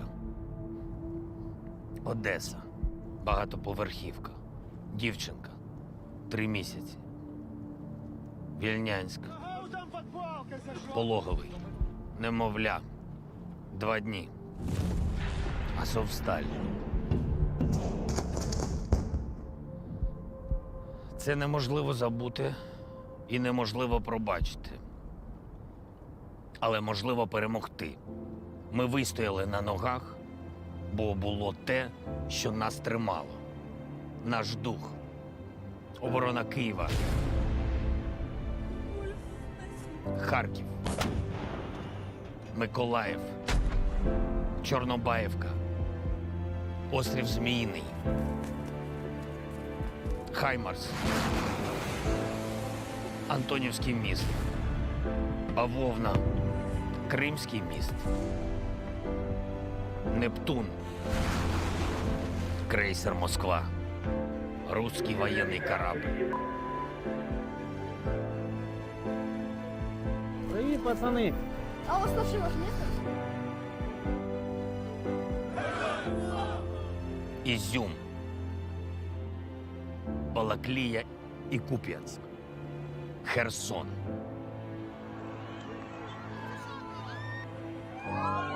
Борітеся, поборіть! Вам Бог помагає! За вас правда, за вас сила і воля святая! І молимось, що буде Кремінна і Сватова. Мелітополь, весь Донбас, Крим. Ми б'ємося і продовжимо битись заради головного слова «перемога». Вона точно буде. Ми йдемо до неї 311 днів. Віддали багато сил, але вмить, коли здається, що ти вже не можеш йти далі, згадайте, що ми вже з вами пройшли. Я хочу сказати усім вам, українці, ви неймовірні. Погляньте Що ми зробили і що ми робимо? Як наші воїни з перших днів розносять цю другу армію світу? Як наші люди зупиняли колони їхньої техніки? Як дід зупиняв руками танк? Як жінка збила дрон банкою помідорів? Ви там усе своє забрали? Як в окупації крали ворожі танки, БТРи, вертоліт, снаряди? Як збирали за години на ловців шахедів, морські дрони, броневики, швидкі і байрактари? Як витримали всі погрози, обстріли, касетні бомби, крилаті ракети, темряву і холод? Як підтримували одне одного і державу? На війні важливий кожен, хто тримає в руках зброю, кермо авто, штурвал судна чи літака, скальпель чи указку. Кожен, хто за ноутбуком, хто керує комбайном, потягом, хто на блокпосту і на електростанції, журналісти і дипломати, комунальники і рятівники, всі, хто працює, вчиться в університеті або школі, і навіть ті, хто тільки вчиться ходити. Все це заради них. Наших дітей, наших людей, нашої країни. У великій війні немає маленьких справ, немає непотрібних. Кожен з нас борець, кожен з нас фронт, кожен з нас основа оборони. Ми б'ємось як одна команда, вся країна, всі наші регіони. Я захоплююсь вами усіма. Я хочу подякувати кожному незламному регіону України. Харків понівечений, але не скорений. Ви довели ворогу, що бути поруч територіально не означає бути поруч ментально. Харків – це українське місто, місто-герой. Незламний Миколаїв героїчно витримує усі удари. Місто на хвиля, яке долає усі шторми. Сумщина і Суми. Ви одні з перших відчули на собі повномасштабне вторгнення окупантів. Для них Сумщина стала кісткою в горлі. Звичайні люди робили коктейлі Молотова, палили ворожі колони. Взяли перших полонених. Сумщина – це сила. Дніпро – опора і надійний тил нашому фронту. Ви приймали людей. Ви повертали пораненим бійцям життя. Попри постійні удари, Дніпро живе. Одеса – сонячна і привітна. Тепер фортеця. Світова фортеця, яка захищає нас і яка захищає світ, годує його щоденно, відправляючи морем мільйони тонн порятунку. Бо вона – Одеса-мама. Херсон. Ви героїчні люди. Ви були в окупації більше 8 місяців, без новин, без зв'язку, відірвані від України. Тисячі з вас виходили на акції проти рашистів. Ви не знали, чи бачать це в Україні, чи знають про це. Окупанти брехали вам, що Україна вас кинула і не буде боротись за вас. Але ви вірили і попри все дочекались. Обличчя Херсону посічене уламками снарядів. Але головне, що Новий рік ми зустрічаємо вільними і разом під синьо-жовтими прапорами. А отже, все відновимо і все відбудуємо. Так само, як і Чернігів, і Запоріжжя, і Краматорськ, і Бахмут. Ті, хто став прихистком для мільйонів українців, це Рівне, Франківськ, Тернопіль, Вінниця. Я дякую вам. Ті, хто отримає і передає мільйони тонн допомоги з Європи і світу. Львів, Ужгород, Чернівці, Луцьк. Я дякую вам. Ті, хто приймає в евакуації бізнес, підприємства, університети, Хмельницький, Житомир, Кропивницький, Полтава, Черкас. Я дякую вам. І ті, хто чекає Україну і дочекається. Донбас, Луганщина, Крим. дякуючи вам, наші воїни. І, звісно, Київщина. Київщина і Київ. Серце наше, яке завжди б'ється, дякуючи вам, усі наші українці. Ми всі одна сім'я, одна Україна. Це рік, коли Україна змінила світ, а світ відкрив Україну. Нам казали капітуляція, ми обрали контрнаступ. Нам казали йти на поступки і компроміси, ми йдемо в Євросоюз і НАТО. Світ почув Україну.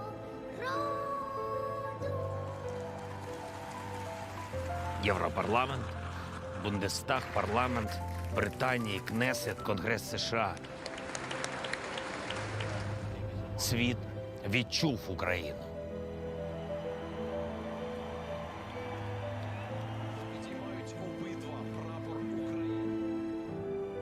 Україна у медіа, у серцях людей, у топ-пошуку Google.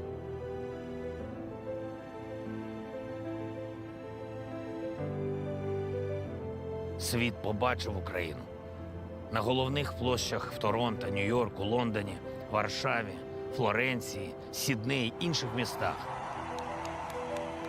Українці дивують, українцям аплодують.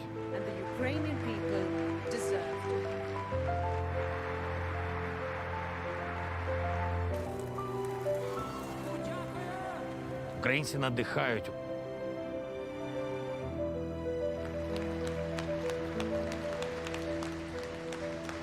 Чи є щось, що може нас злякати? Ні. Чи є хтось, хто може нас зупинити? Ні. Бо ми всі разом.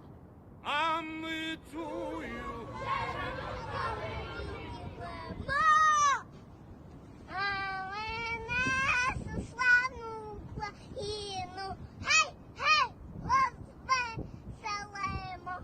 Ось за що ми воюємо.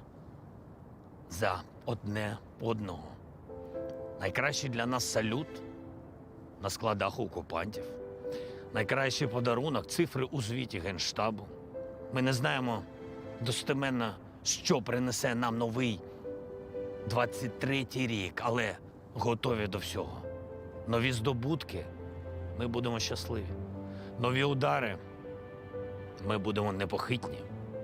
Продовження боротьби – будемо битись. А коли переможемо, будемо обійматись. Дорогі українці, залишається кілька хвилин до Нового року. Я хочу всім нам зараз побажати одного – перемоги. І це головне. Одне побажання для всіх українців. Нехай цей рік буде роком повернення. Повернення наших людей, воїнів до своїх родин, полонених до своїх домівок, переселенців до своєї України. Повернення наших земель і тимчасово окуповані стануть назавжди вільними. Повернення до звичайного життя, до щасливих хвилин без комендантської години, до земних радощів без повітряних тривог. Повернення того, що у нас вкрали. Дитинства наших дітей, спокійної старості нашим батькам. Щоб на канікулах онуки приїхали до бабусь і дідусів на Ковуни, у Херсон, на Черешню, в Мелітополь. Щоб наші міста були вільні, наші друзі вірні.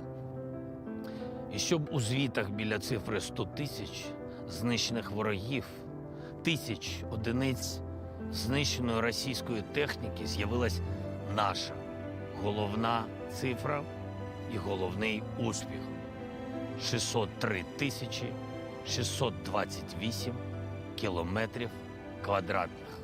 Площа незалежної України. Як це було від 1991 року. І як це буде завжди. Нехай все це принесе новий рік. Ми готові за це боротись. Ось чому кожен з нас тут. Я тут, ми тут, ви тут. всі тут. Ми всі – це Україна. Слава Україні! З Новим роком!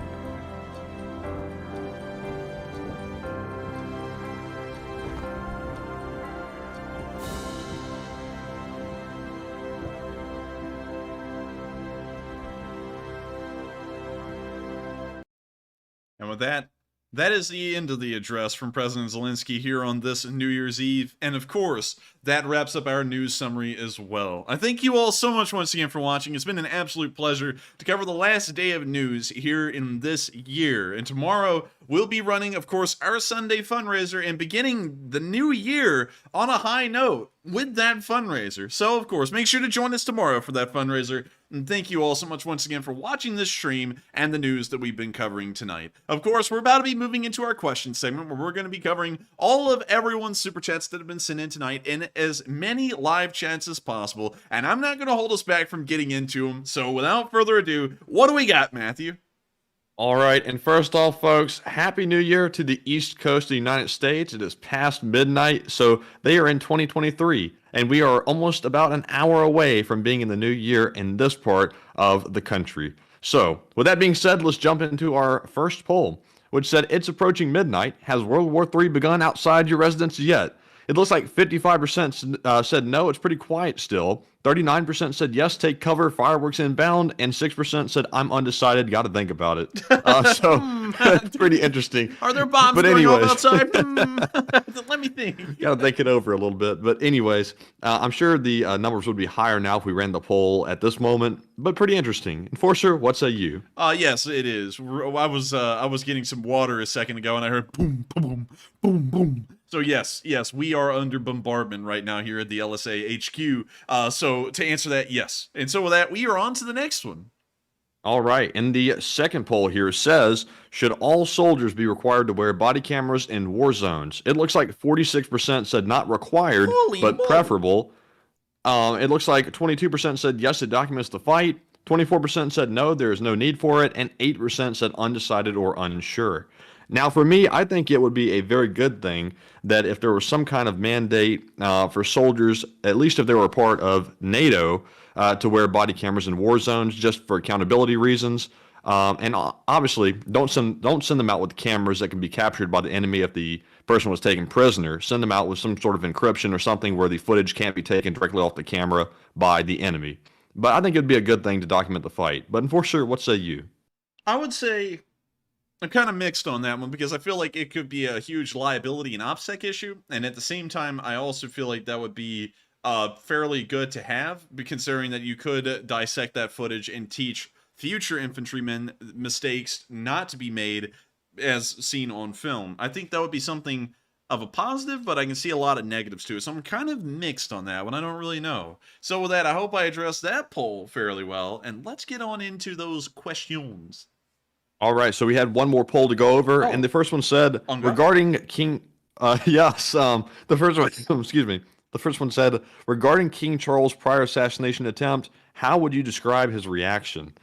So it looks like the largest amount was 32% said His Majesty was dumbfounded. 30% said he's a savage, unbothered. 25% said weird and strange, not sure. And 14% said I'm undecided on it. So I'm a little bit torn between the choices here. I don't think he was being a savage. I think he was just dumbfounded, honestly, and caught off guard. But Enforcer, what say you?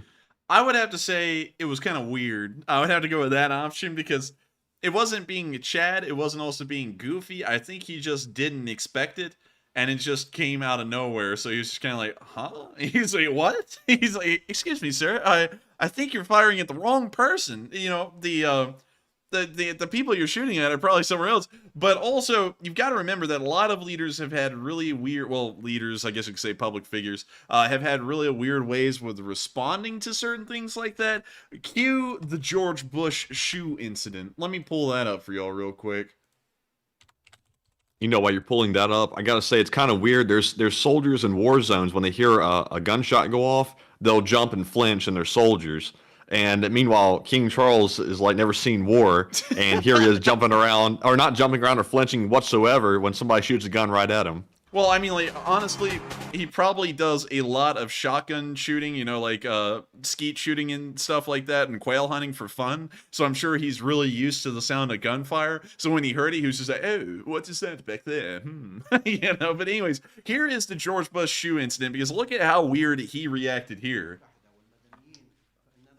So he's meeting with an Iraqi official, starting to take questions from the press. Shoe gets thrown at him. He dodges. And look at him. He comes back up with this look on his face. Like he's like, you missed. Look at him. He's like, oh, what's she going to do now? Throw a shoe at me once. Shame on you. Throw a shoe at me twice. Look, you throw a shoe at me twice. You just can't do it again. It's like that look on his face says, I thought you was a nice guy, but really you're just a rat piece. I thought you was just Finish a the nice sentence. fella, but really you're just a rat piece of shit, man. You're just a rat piece of... And then the next shoe goes over him. He tries to block it. He also tries to block it. But look, he's getting a laugh out of this whole thing. If this was me, I would be like, what the hell? I would be like, what the hell's going on? Are there razor blades on the front of the shoe? What is this? And secret security was nowhere nearby. Secret security? What the hell are these? Mall cops? Sir. Step Well, back. Iraq's like secret security. Well, I believe that's the U.S. Secret Service, Matthew. I don't think the Oh, president... the Secret Service is in there too, but they also have secret security from Iraq. It doesn't bother me. It doesn't bother me. I never heard him say that. You want the facts? Wait a minute, what's he say? It's a size 10 shoe that he threw. Oh my god. He actually A size threw out 10 joke. shoe. Size 10, that's not that small. I mean, like, you know, I wear size 13s though, but that's not that small. That's, I guess that's like mid-range. But anyways, you can see that the reaction there was also kind of odd. And then let me go find another one, because I know a lot of them from U.S. presidents. The Ronald Reagan Miss Me. And that one was also, this one was actually pretty calm and collected and pretty smart from this standpoint, because even if it was a shooter, he dealt with it so nonchalantly that you wouldn't have even thought it was. So, of course, it was a balloon popping, but here's the clip. By its very existence and character, Berlin remains the most compelling argument for an open world. We're reminded of the many traditions of openness and democracy that have marked the history of this city. America missed me. Like, that one was actually That was pretty good. quick. Yeah, that was really quick. That was actually a really good response to it. But still, Prince Charles, well, at the time, Prince Charles, King Charles' response was a little odd, because it wasn't like George Bush with the shoe getting kind of like a laugh out of the whole thing, or Reagan coming up with a quick quip quo. He just kind of stood there, and he was like, it's like he didn't really know what was going on all that much. So I didn't find it to be badass or stupid. I think it just was a mix in between, just kind of a weird occurrence. But also, if you really want to talk about a real OG, you could talk about the Queen, because the Queen actually got shot at several times. Let me see if I can pull up one of them. Queen Elizabeth assassination attempt. I think it was the 1981 one where she was on the... Yes, it was this one. So let me see if I can show you all this. Okay, so I'm going to have to mute it, because I know that this was made by the BBC and they will come copyrighted. So I've got to mute it. But you can see them on parade. I think this was Trooping in the Color. And she comes rounding around this corner here, and there was a guy in the crowd, and I think they'll show him on film. I think he actually popped up.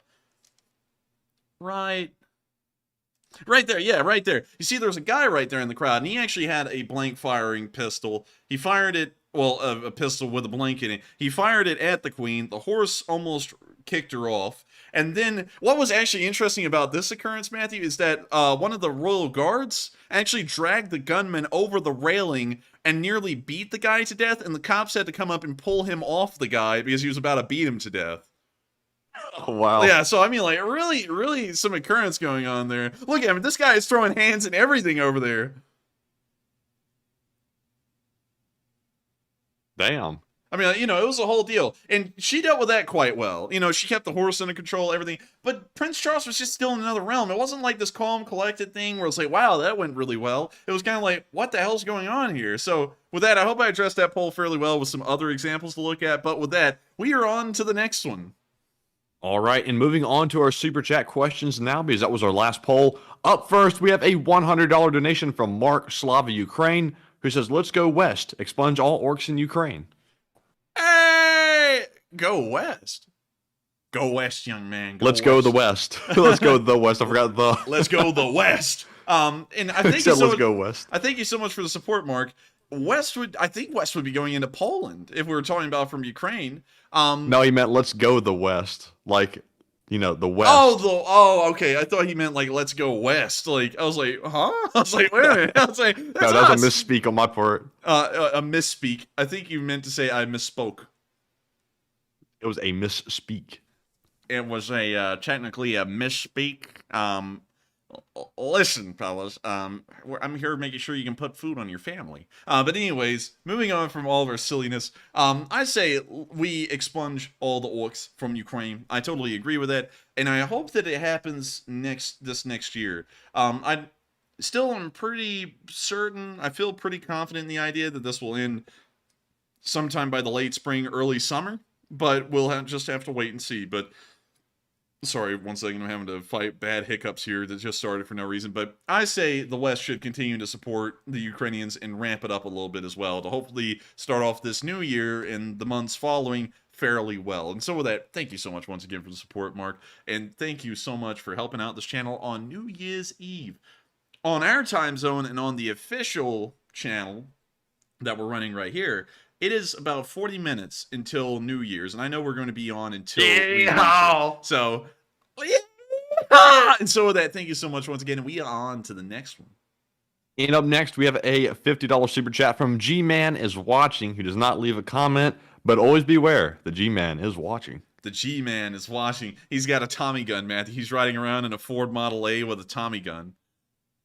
Oh, they mean that kind of G-Man? I thought they meant like the government.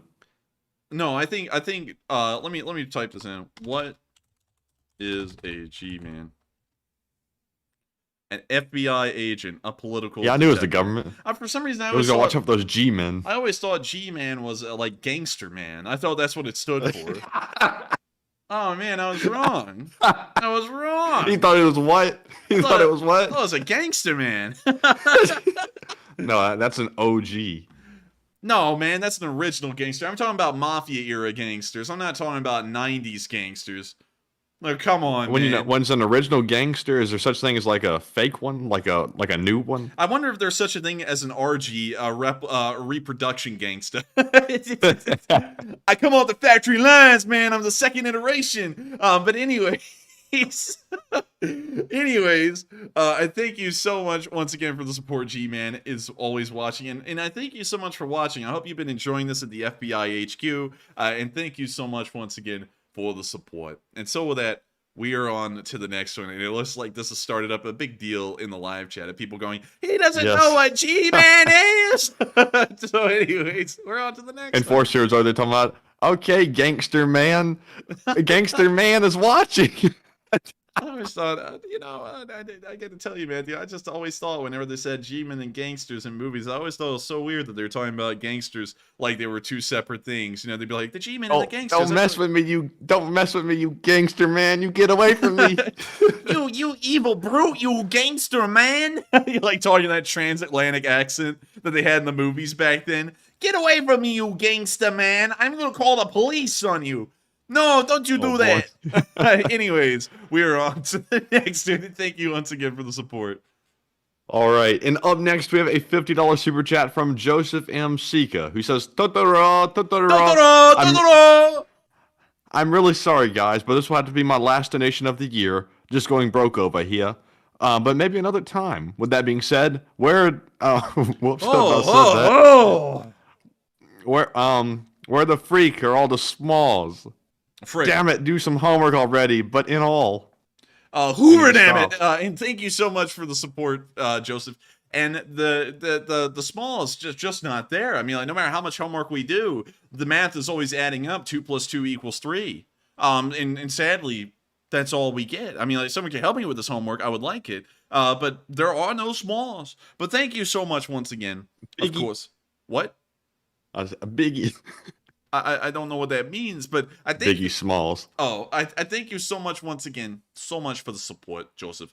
And sadly, that is going to be the last one of the year. There's only 40 minutes left in this year for us, and of course, we are making the most of it by being here on stream. And so with that, thank you so much once again for your support, Joseph. I hope that does address the comment fairly well. And Totoro! And so with that, we are also, Matthew, let's just like reenact how we do like the whole pre-stream thing here, because I know that like everyone already knows we do that. That's why that's a joke. So let me do it. Totoro! Totoro!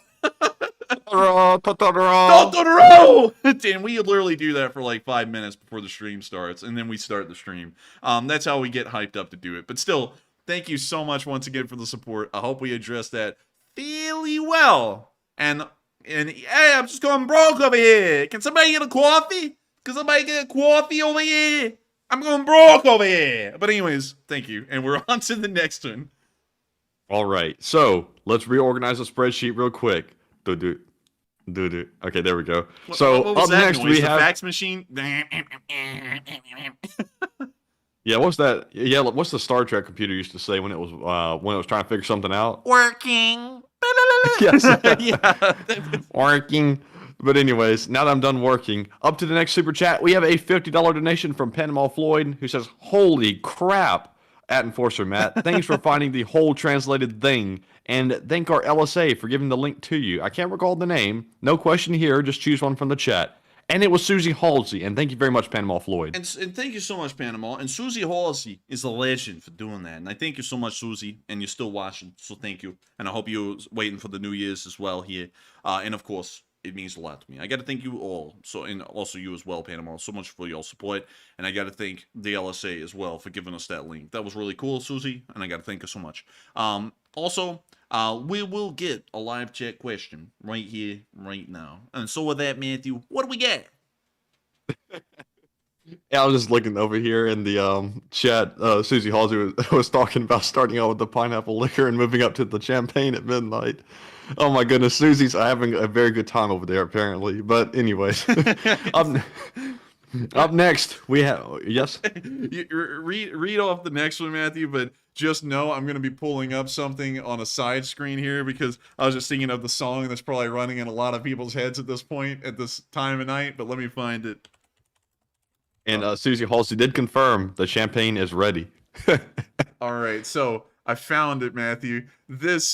At this point, everyone is so sauced here watching the stream. This is probably what's playing inside of their heads right now. No.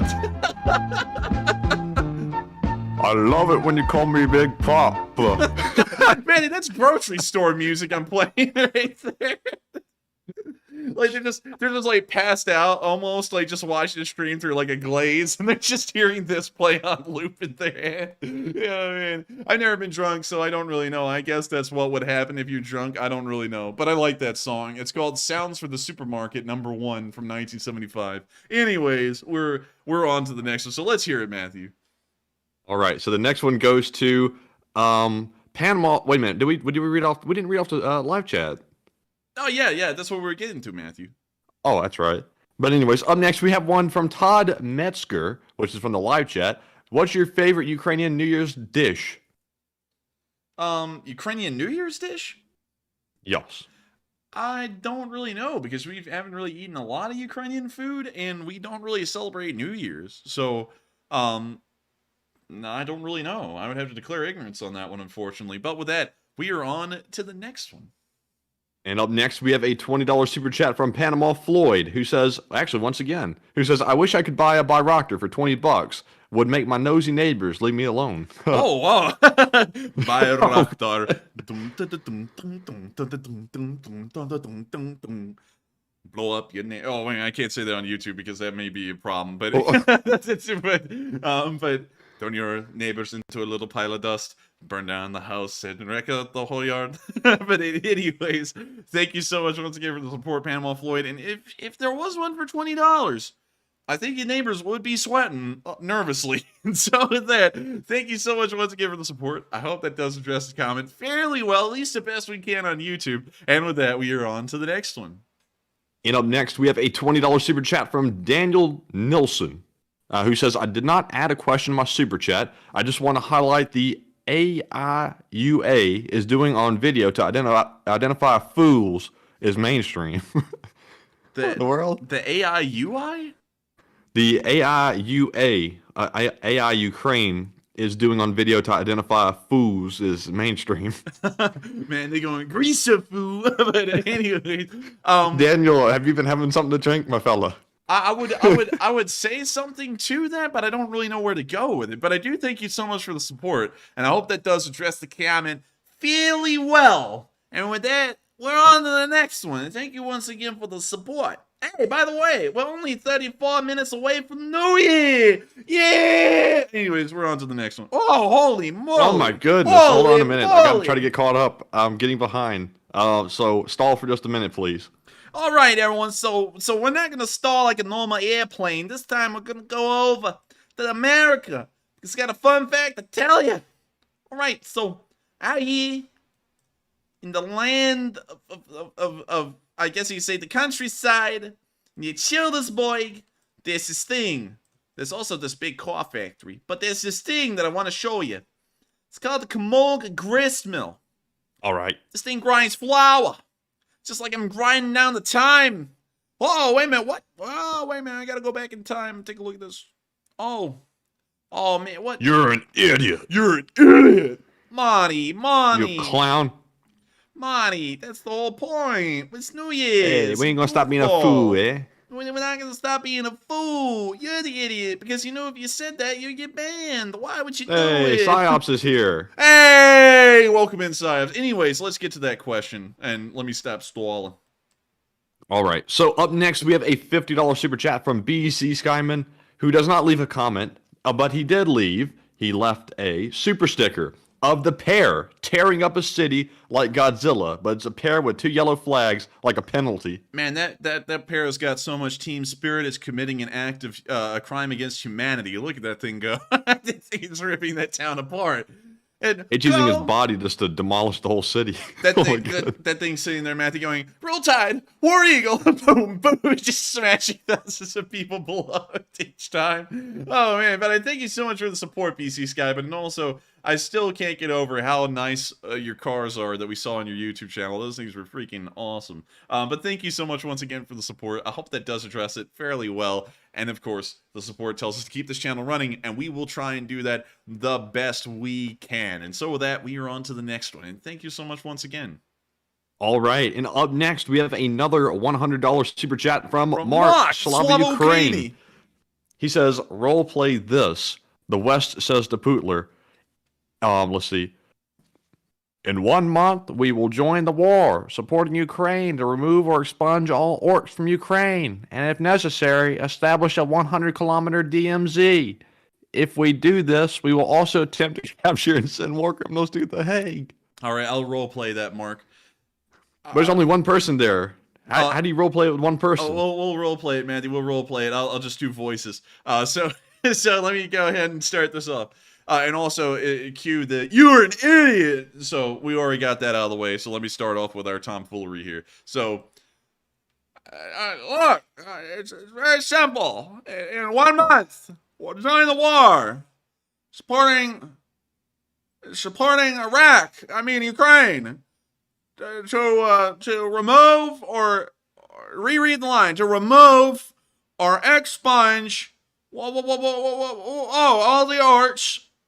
The orcs, yeah, from Ukraine, and if we have to establish a 100-kilometer DMZ, listen, a 100-kilometer DMZ. If we do this, we will also attempt to stop. Wait a minute. I'm sorry, I was reading the last line. We will also attempt to capture and send war criminals to the Hague.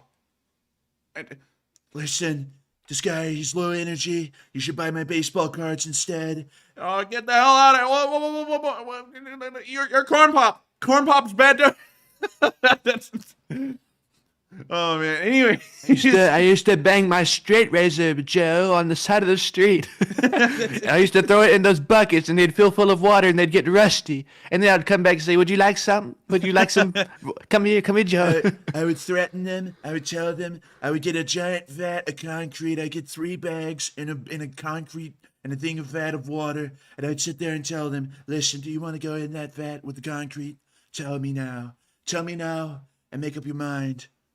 And then I Like would come in- seriously, seriously though, what the hell was he talking about when he was saying that they threw straight razors in the bin and it got wet and it turned rusty? It's like, were they seriously had like schoolyard bullies running around with straight razors trying to kill people? Like, what the hell kind of bully is this? Man, he was going to the Blood Bowl. He was going to the Blood Bowl for school. He was not going to school. Oh man. Anyways, I gotta thank you so much for the support, Mark. I hope that does. I hope that appeases you well, because I actually put some effort into that voice. I've never really done a Joe Biden on stream before, and so hopefully like a whole one, like, you know, I do. Oh wait a minute, my headset. Oh crap. My headset just died. 1 second, Matthew. Let me go plug it up. You made it sound like somebody actually died over there. Of course, the battery is now getting a little unpredictable. Oh, he can't so hear it me just now. dropped off The all of a enforcer's sudden. talking about the hog. Let me see if He it'll can't turn even hear back what I'm on. saying. Let me turn it up. Enforcer, you 1 goofy, second. man. You goofy. He can't hear nothing. Oh, goodness. All right, so it's back on. Oh, I heard myself there for a minute. Oh, can you hear us now? Yeah, I can. Are you hearing a reverb of yourself? Oh, I don't hear anything anymore. It's quiet. Okay, so that'll recharge. Did for you a hear any of second. that? Say what? Did you hear anything before? No, I had to recharge my headset first and get it plugged up. So, anyways, I didn't mean any of it, by the way, but it's all good. It's fine, it's fine. So I hope that appeased you fairly well, Mark, because I've never done a full Joe Biden on stream before. So thank you so much once again for the support. I hope that addressed the comment fairly well. And with that, we are on to the next one. And we only have 27 minutes until the new year. So stick around and you'll see us celebrate the new year. I don't know what we're going to do, but with that, we're on to the next one. All right. So up next, we have a $50 super chat from CME for PC. Who says, let's see Miss Universe Ukraine. A win on January 14th gives her a global tour and platform to raise awareness. Have a nice lunch on Jen and me, and keep up the great work, Enforcer Matt. Happy New Year, LSA, and Slava Ukraine. And thank you so much for the support. And we are going to pull up Miss Universe Ukraine real quick. Let me make sure to check in the background if this is okay, because, you know, the Croatian lady at the World Cup was not necessarily okay. So it looks like we found her. Interesting. This is interesting. So let me whip this over here on this screen. That is, that's Miss Ukraine. Wait a minute, hold on, I can't see it. How in the world can you not see it? I'm screen sharing. I had to go back to it because I was reading a Discord chat. But let's see here. Where? Right. Oh, that's not a rendering? No, that's a real picture. Oh, that looked like a rendering. Yeah, it kind of looks like a 3D model or something like that. Yeah, that's different. That's different. Holy moly! Anyways, Anyways, I hope that this does something for you. I mean, like, people are now starting to ask for us to pull up like ladies on stream, and you know it's kind of weird because then people in the live chat are like, "Oh, hot," you know, and it's like Simping. The simping will start. Yeah, like someone said, "I'm single." So no. Why'd you say it like that? I'm single. I'm single when I met you in the summer. But anyways, thank you so much once again for the support. I hope this is what you were looking for. And with that, Happy New Year to you. Happy New Year to the Lee Spring Army. And of course, long live the Lee Spring Army. And so with that, we are on to the next one. And thank you so much once again for the support. All right. And yes, thank you very much for that. We do appreciate it very much. And also to answer Shanna Law Nerd's question, OMG, you do Discord too. How do you manage? There's new levels of awe here. Shanna, there's so much stuff that nobody knows what I do behind the scenes. I'm also answering Discord messages. I'm over here collecting the live chats. I'm reading the live chat. I'm moderating it. I'm putting up polls, putting up announcements. And then sometimes I'm researching news to put up for the polls. And then I'm over here managing the control board for the thing as well. So it's quite a bit over here. So whenever there's silence, I'm typically doing at least 5 things. But I love it. It keeps my brain busy. And also Matthew kind of has it a little rough in some ways, but better in others, because while he does a lot more, he does it for a lot shorter amount of time. He only has to do this during the stream. I'd have to then go tackle a whole other thing where I work like I think 3 hours before the stream, making the stream, and then I have to run it for another 3.5 hours. And then once the stream ends, I sit on here for another hours and I comb through things on our YouTube dashboard and look at it and dissect and analyze it and stuff. So mine's a lot less high intensity. It's more like mid intensity, but it goes on for longer each day. So there's a load of stuff, actually, believe it or not, that Matthew and me have to put in effort wise into running this stream to make it happen. So, like, while it looks very simple from this aspect, a lot of work was put in beforehand. A lot of work is being put in at that moment by Matthew, and then after the stream as well to keep these things going. So it's actually a pretty, I guess you could say, a pretty big production, if you want to call it that. But anyways, we are on to the next question. And Mark said, so Matt, what you're saying is the enforcer works you like a dog and steals all the limelight. Maybe. Anyways, so that we're on to the next But one. not at all. But anyways, up next here, we have a $300 super chat from I Am that we saw just a moment ago. And the enforcer said that exact same thing a moment ago, too. And I Am said, howdy, Slava Ukraine here. I have been unable to log into that profile since upgrading phone. This is Slava Ukraine with the heart. They were saying that's their username. They've been unable to log in, but have been lurking. I wanted to say Happy New Year to you. Yes, indeed, we have been wondering. And Happy New Year to you and the entire LSA. And please ask the enforcer to say Putin's Shahed 3 times very fast. Wink, wink, lols. And Slava Ukraine and Gig'em. Happy New Year's again. Giggity. Putin Shahed, Putin Shahed, Putin Shahed. I hope that did it. I know what everyone's going to start saying in the live chat. Hey, he said blank head, beep head. But still, thank you so much for the support. And I hope that was what you were looking for. And also, welcome back. We always wonder where everyone goes. We were wondering where you had gone. And when Matthew read that off the first time, I didn't realize it. I was like, oh crap! It's you. And so, welcome back, Slava Ukraini. And I hope you've been enjoying while you've been lurking. Also, Happy New Year to you, and Happy New Year to the whole Lee Spring Army as well. Everyone's always wishing us, like, Happy New Year's and stuff. I honestly feel like we ought to be wishing y'all Happy New Year's and everything more so. So if anyone else feels inclined to send in a super chat tonight, tell us to tell y'all Happy New Year's instead, because I feel like we owe that to y'all, since y'all are here right now on New Year's watching this. But I got to thank you so much once again for the support, Slava Ukraini. And thank you so much for helping this channel to keep on running and being a long-time Lee Spring Army soldier. I believe you're an old guard, if I remember correctly, and always being into this channel and watching it. And so with that, thank you so much once again. I hope we addressed that comment fairly well, and thank you for the massive amount of support here on New Year's Eve. And so with that, we are on to the next one. And the next one is going to go to Magic Sky Girl, who puts in a $50 donation and says, will you be my bankruptcy lawyers, Enforcer and Matt? Give us a Mike Tyson Happy New Year. All right, so let me try. You know, one thing that's kind of distracting me right now, honestly, Matthew, while I stall to think about the Mike Tyson voice and how to do it, is the headset is sitting in my lap now, and I can't really hear you too well, and I've got to wait a little bit for it to charge before I can put it back on. But now that I've thought about the Mike Tyson voice long enough, I want to wish you a Merry Christmas so much, Magic Sky Girl, and a Happy New Year as well, because Christmas already passed, and I'm such a rat piece of shit that I totally forgot that Christmas happened 5 days ago. But thank you so much once again. I hope you have a Happy New Year. I hope you enjoy all the lions and tigers. I'm going to feed you Fiji water like one of my pigeons. It's going to be great. I like it a lot. So thank you so much once again for the support, Magic Sky Girl. And you don't understand the pain I've been going through this year. I'm going to make a New Year resolution to be a better person. I'm not going to fight so much. I'm really going to get into weed and stuff, and I'm going to go on podcasts and act real chill. And then one day I'm going to break down and cry because I'm not the man I used to be. And it's going to really get to me and eat me alive. And then I'm going to fight some guy called Logan Paul in some kind of a cage.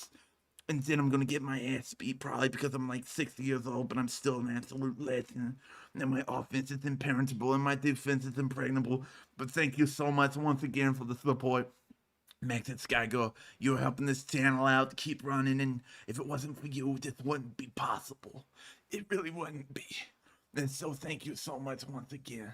And with that, we're on to the next one. Happy New Year, Magic Sky Girl. And Happy New Year from Mike Tyson. And up next, we have a $20 super chat from Santiago Flores, who says, Happy New Year, Enforcer team, and pick a live chat question, please. And Happy New Year to you, Santiago. It means a lot to us. And you've been around forever and ever and ever. And so, it's been a long time coming, but Happy New Year's to you.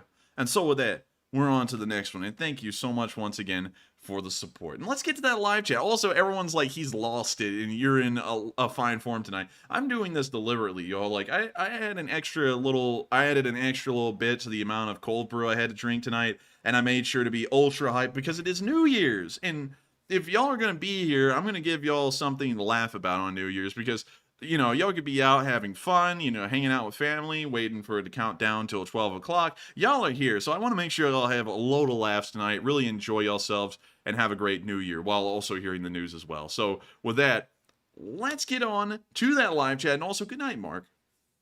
Yes, good night, Mark. And the live chat question is going to go to Jim Kalari, who says, have you ever heard of the D-30 howitzer program? The D-30 howitzer program. I have heard of the D-30 howitzer, but I've not heard of the D-30 howitzer program. And I cannot seem to find anything about it. It's secret. It's a super secret. So with that, I'm unfortunately going to have to declare ignorance on it because I've never heard about that before. But I will make sure to try and find something about it if I can, or if you can share something with us, please do, and we will try and find out more about it. But with that, thank you so much once again for sponsoring that live chat, Santiago, and I hope we try to address that as best we can. And with that, we are on to the next one. Right, and our next one goes to, let's see here, I don't know, who puts in a $20 donation and doesn't leave a comment. But I don't know, thank you very much for that support, and we now know. But thank you. Enforcer, what say you? I don't know. But I thank you so much for the support. And of course, it helps this channel to keep on running. You didn't throw in a comment, but of course, you're helping us to keep this thing going. And so I got to thank you so much once again for the support. And I hope we address that fairly well, although there was nothing to address. Anyways, with that, we are on to the next one. Thank you so much once again. All right. And our next one is going to go to Ole Wilansky, who puts in a $20 donation and says, do you agree with some of the current assessments on the status of the battlefront? Many of these fronts have culminated in their offensives, both sides, and there is a stalemate, or is a breakthrough on the horizon? There is a breakthrough on the horizon.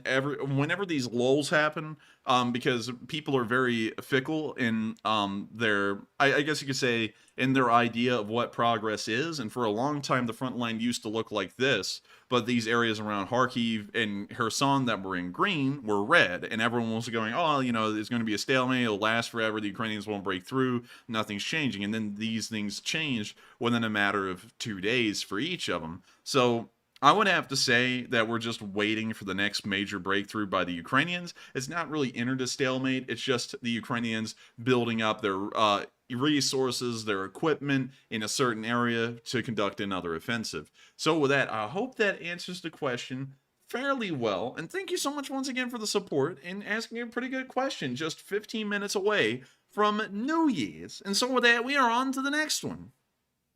Right. And the next one's going to go to Phil Tatham, who puts in a 20-pound donation and says, Jens is spot on, and Happy New Year, guys. And thank you so much once again for the support. And real quick, can you reread the first part? Because what did he say was spot on?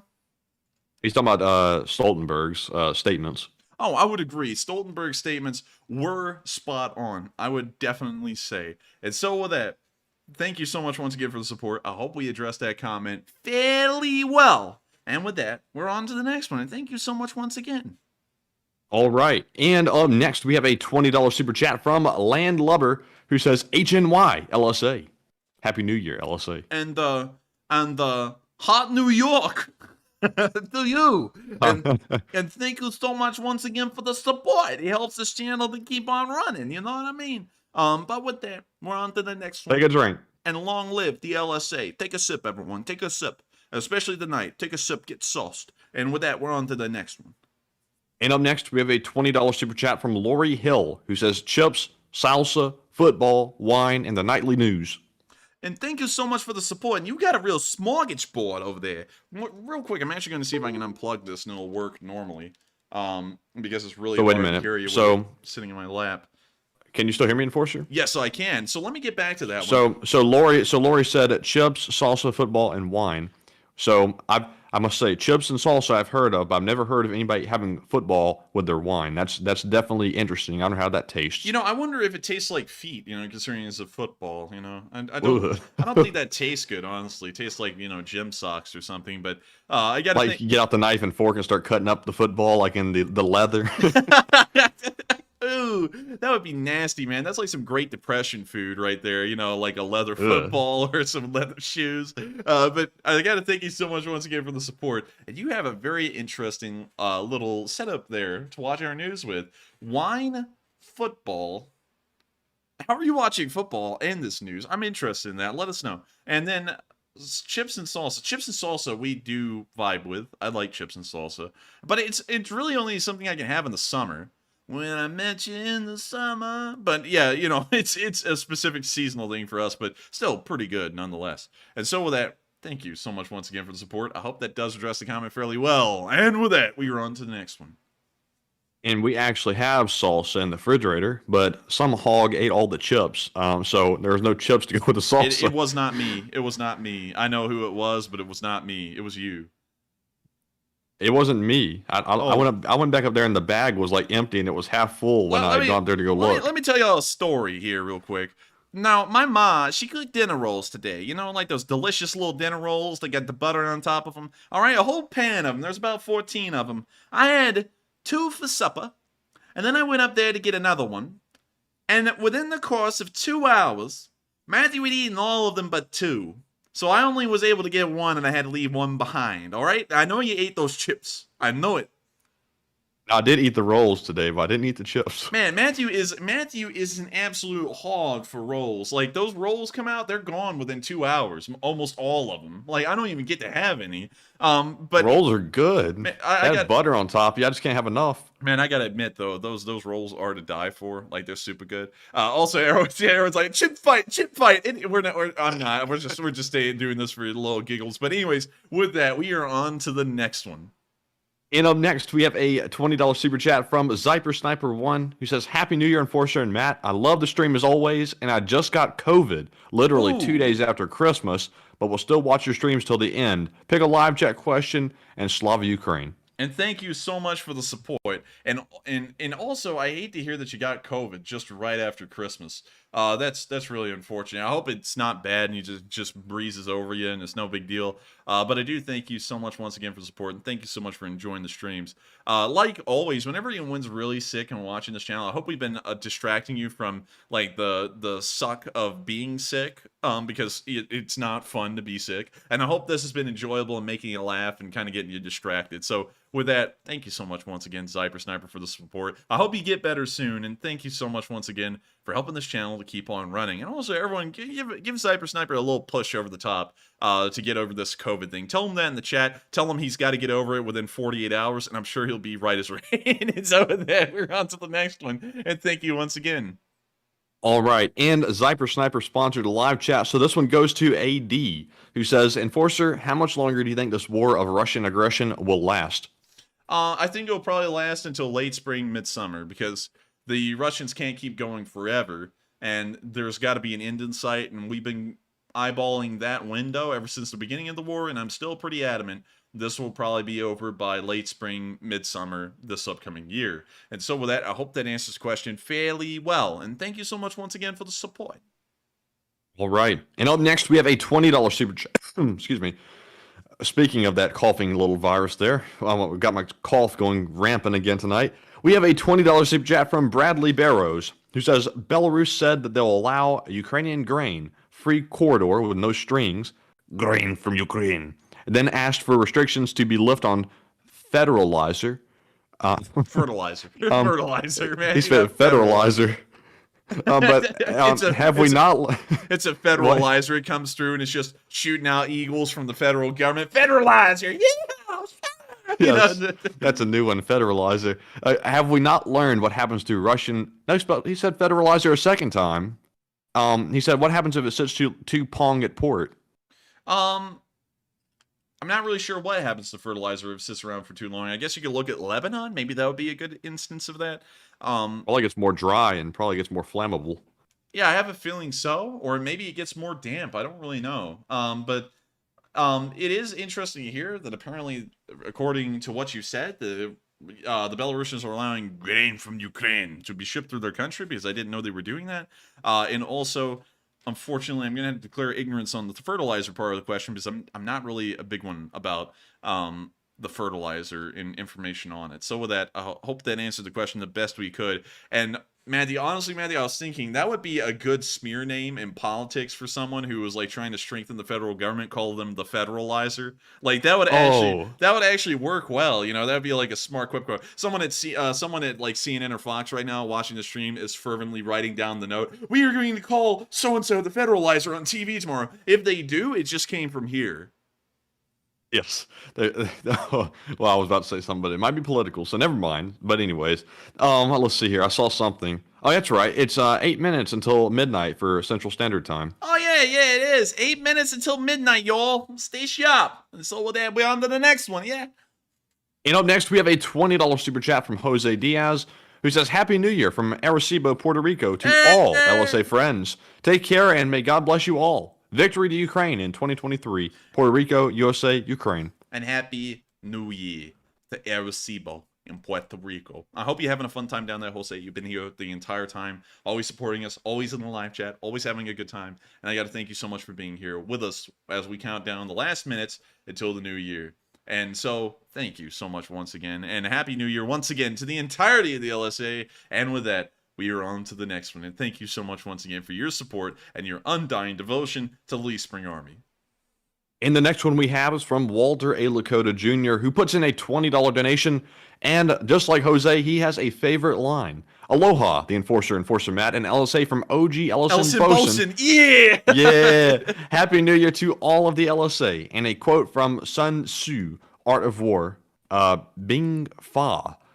Move like water, for as water flows over and around obstacles, move like water.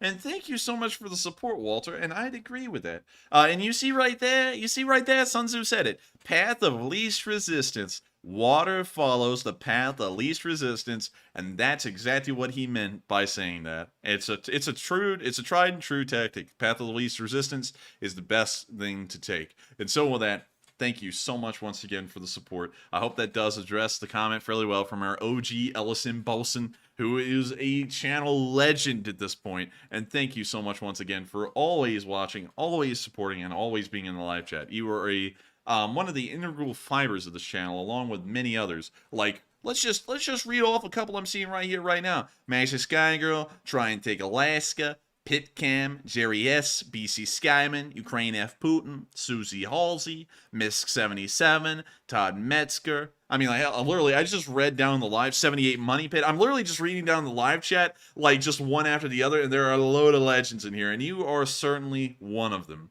And so I got to thank you so much once again for being here tonight, and we only have 6 minutes to go until New Year's. And so with that, we are on to the next one. The doomsday clock is 6 minutes to midnight. Oh, God. But anyways, up next we have a $50 super chat from Justice Ryan, who says, Enforcer Matt, Happy New Year, and I hope this war will be over one way or the other by March, hopefully. And also he directed that toward both of us. And thank you so much for the support, and also Happy New Year to the LSA, and hopefully this will be over soon, maybe by March. I feel like that's a little optimistic. Maybe by May or July. I'm thinking somewhere around there, but then again, that's crystal balling, and you all know I used to really hate crystal balling, I still do, and so I don't really know if he'll be over by then, but I'm putting my confidence in that area. So with that, thank you so much once again for the support. I hope that does address the comment fairly well, and we are on to the next one. And also, thank you so much once again, Justice Ryan, for also being a huge pillar of this community. You've been here forever. You have always been supporting this channel, and we've always appreciated you being here in our live chat and watching our news. And so with that, we're on to the next one with 5 minutes till midnight.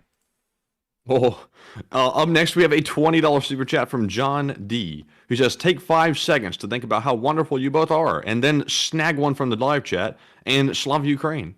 And thank you so much once again for the support. Now, I'll say this though: we're not awesome. We're just people. I never want to, you know, always get into the self-inflated idea that I'm really cool or something like that, because then you really start to get into yourself a little too much, and then I don't like that when I see it in other people. So, you know, I always try and make sure to keep it really light whenever people say that. But I do thank you so much for the high praise, though. It is really flattering, and I have to thank you so much for the compliment. But with that, Happy New Year. I hope you're having a good time over there, and thank you so much once again for the support and helping this channel to keep on running. And so with that, we're on to the next one with 4 minutes till midnight. All right, 4 minutes to go. And up next, we have a $20 super chat from Flowers, who says, "Yeah, Happy New Year, Enforcer and Matt." Thank you so much for the support, Flower. And a Happy New Year to you.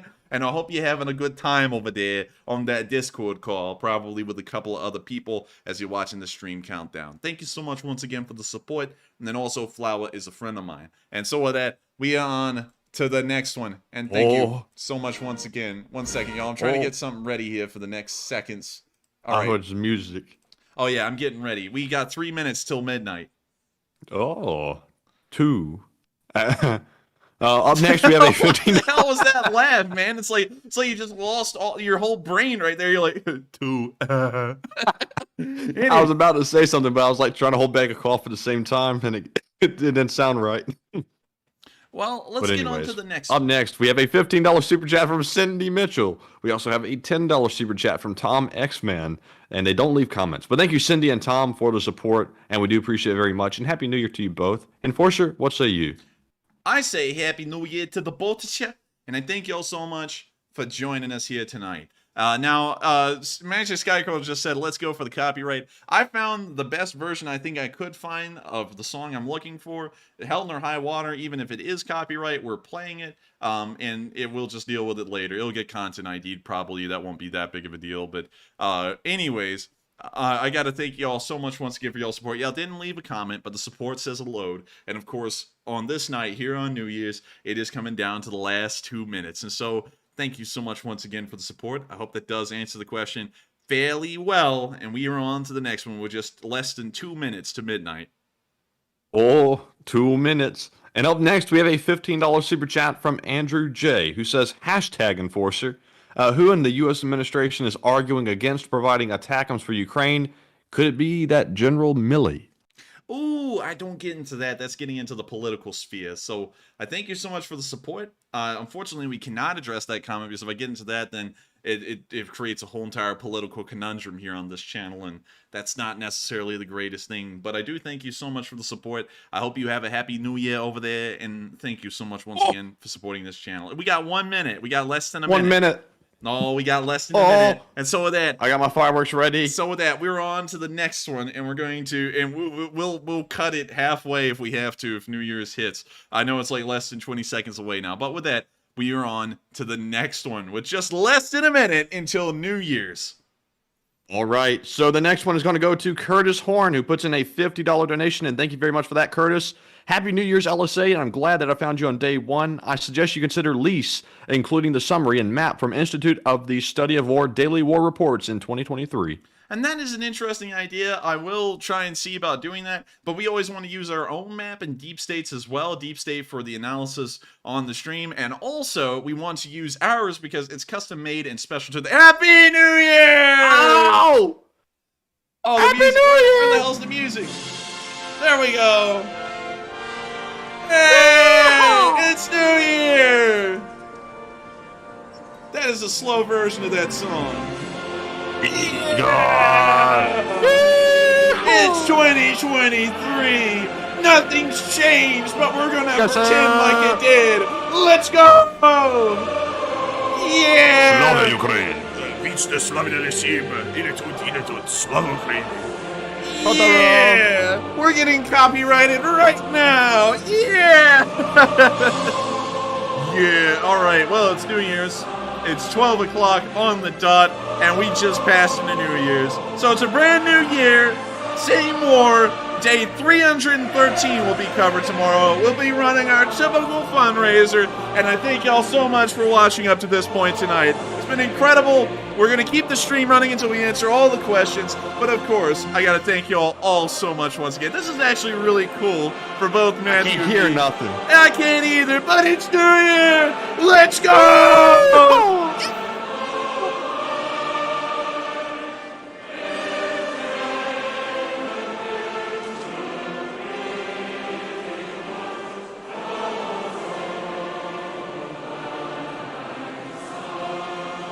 This song's got a lot of time on it, so we're gonna sit here and run the whole content ID down, because if we're gonna get it, we're gonna get it good, baby. So we're gonna sit here and let this thing run on out.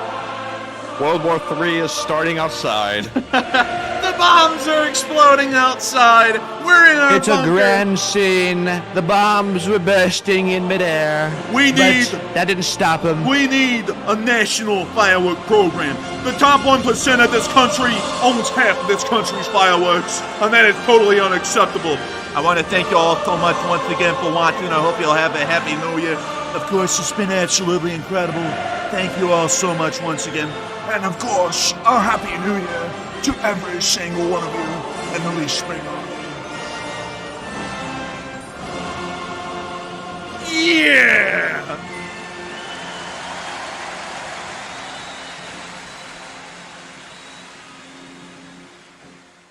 And there we go. It's New Year's. Hey, what about that? And it's over. Just as it began, we're now in the New Year. So reread that super chat again so that way we can cover it well.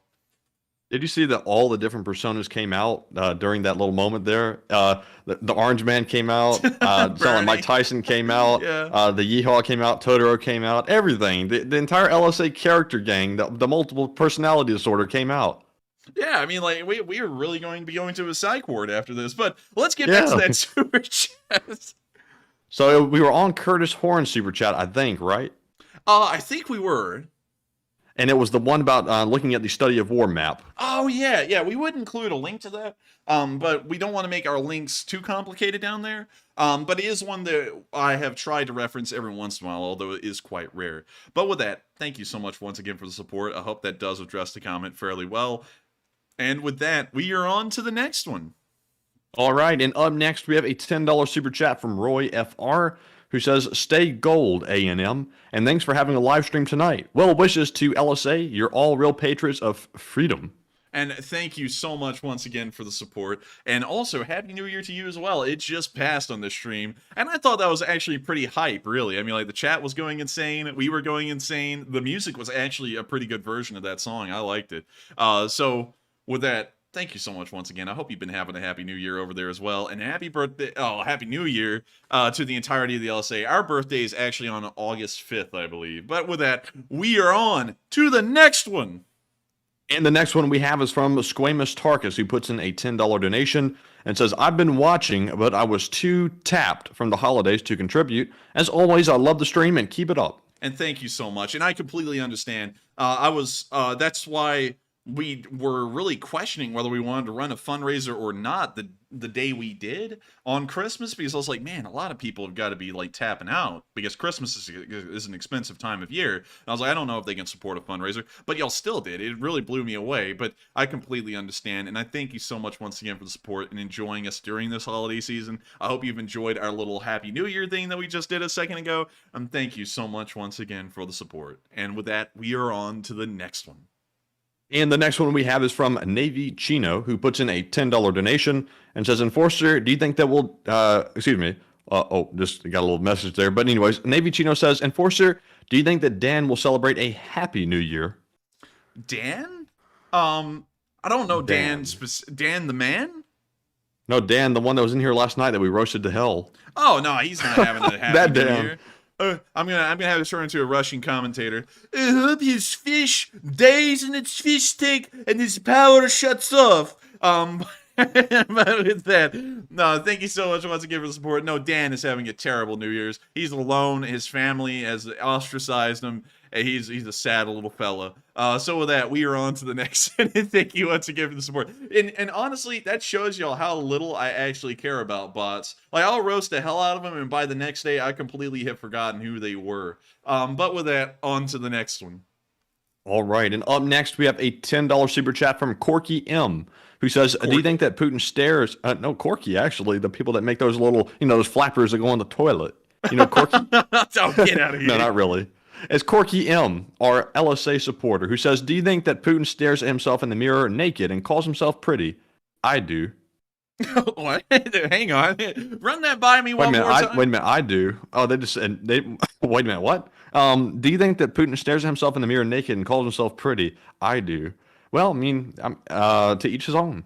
To each his own. I don't know. I'd honestly have to plead the fifth on that one. I don't even want to think about it. Usually I look into the mirror and go, man, I need to lose weight.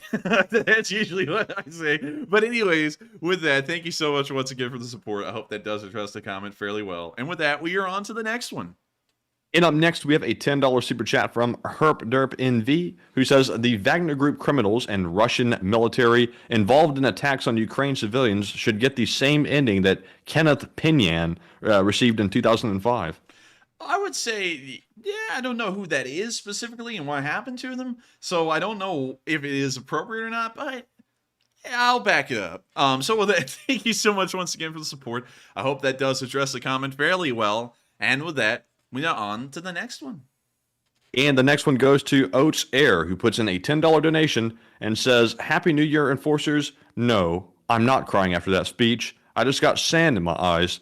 Take a question from the chat in Slava LSA and Slava Ukraine." You know, I for some reason, Matthew, when you said sand, I started thinking about that Anakin Skywalker thing from the prequel Star Wars, where he says, "I hate sand. It's coarse and it's rough and it gets everywhere." You know, that thing that everyone always makes fun of, even if you're not a Star Wars person. Yeah, I was thinking of that, but I would have to say, getting sand in your eyes somehow in your house while watching the stream is pretty tough to do, but I do commend it. So I thank you so much once again for the support. And he actually made a really moving little speech night. It was 17 minutes long, but that was about one of the best ones he had put together yet, with the cinematics and everything involved. And so with that, thank you so much once again. You gotta give the production crew their credits as well, because for one moment when the music stopped and like the whole production kind of like paused for a minute when he was speaking, it didn't have quite the same impact of when the music was going and they like were zooming in and everything. Like half of it was his excellent speech writing and half of it was the production crew. Like they both came together and created a masterpiece. And you know, his production crew is probably his guys and friends from Studio 24, you know, back when he was in show business and ran his own film company. That's probably who's doing it behind the camera. They're definitely professional, without a doubt. Yeah, I mean, like that was really something. And so thank you so much once again for the support. And also, didn't he want us to get to a live chat? Yes. All right, let's get to it then. What are we waiting for? So the question's going to go to Fuchsia Cone, who says, "I know Andrew likes to rabbit hole sometimes, so I was looking at Strong Europe Tank Challenge on Wikipedia. USA keeps scoring quite low. Is that credible? And why M1 isn't scoring higher?" 1 second, let me go challenge a Strong Europe Tank Challenge. Oh, I love that trophy. With a little Mark IV on top of it. I love that. That's so cool. So let's see here. So, 2018, we placed 7th. The Ukrainians placed 8th, just a little below us. The UK was a little bit up there. I'm going to be honest with you. This may actually be a little accurate. Because the French just eke it out above us a little bit, and the British do as well. And one thing that we do know about the British is that their tank training schools are apparently better, because per percentage rate, you know, like per 1 out of every 100 or so, they do have smaller rates of friendly fire and also tanks lost. So that may indicate higher levels of training or a better kind of doctrine, which may lead them to do better in these competitions just by a hair. And the French also have a similar thing going for them there, so that may be the case. It also appears that everyone, 1st through 3rd, almost every single year is using some version of the Leopard 2, whether it be a Leopard 2A4, the STRV-122, which is a license-built Swedish version of the Leopard 2A5, or the Leopard 2A6. Everyone at the top is always using a Leopard. Look at that, Matthew. Every single year, it is the exact same. Leopards 1st through 3rd, or 1st through 2nd. I know why. It's pretty capable, I gotta say. I like the Leopard. Oh, I mean, like, and I really have to give the Swedes a lot of credit. For some reason, I think the STRV-122, the small little changes it's made, look a little bit cooler, in my opinion. Let me see.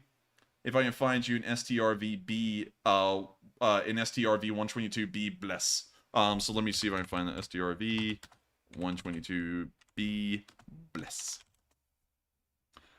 This is also, in case if y'all are wondering how I know about this specific one, this is a version of the tank in War Thunder, and it is a real-life tank. It's just that it's hard to find pictures of it, because I think there's only one. Here it is. Here's a real-life picture of the test bed for this new system.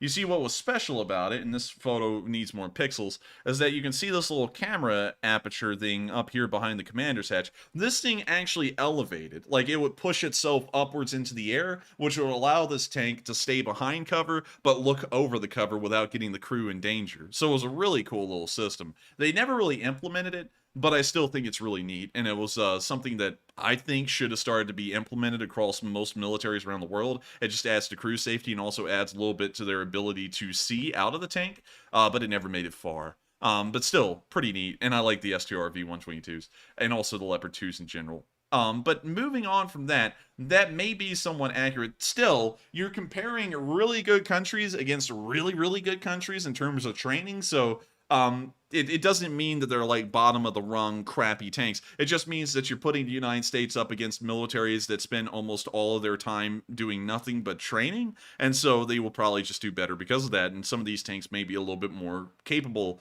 in other areas than the Abrams. But with that, we are on to the next one. I hope we answered that question fairly well, and thank you so much once again for the support.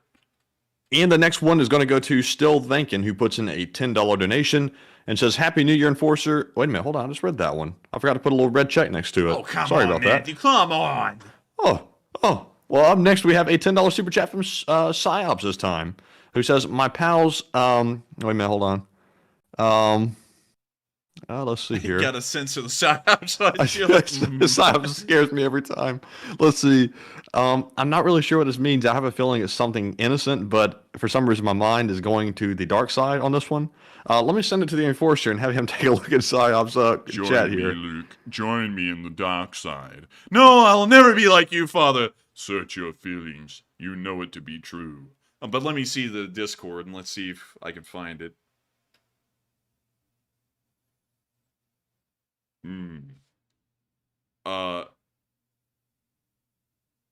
I'm not sure what that means. Are you understanding? We're gonna read it anyways. We're gonna risk it.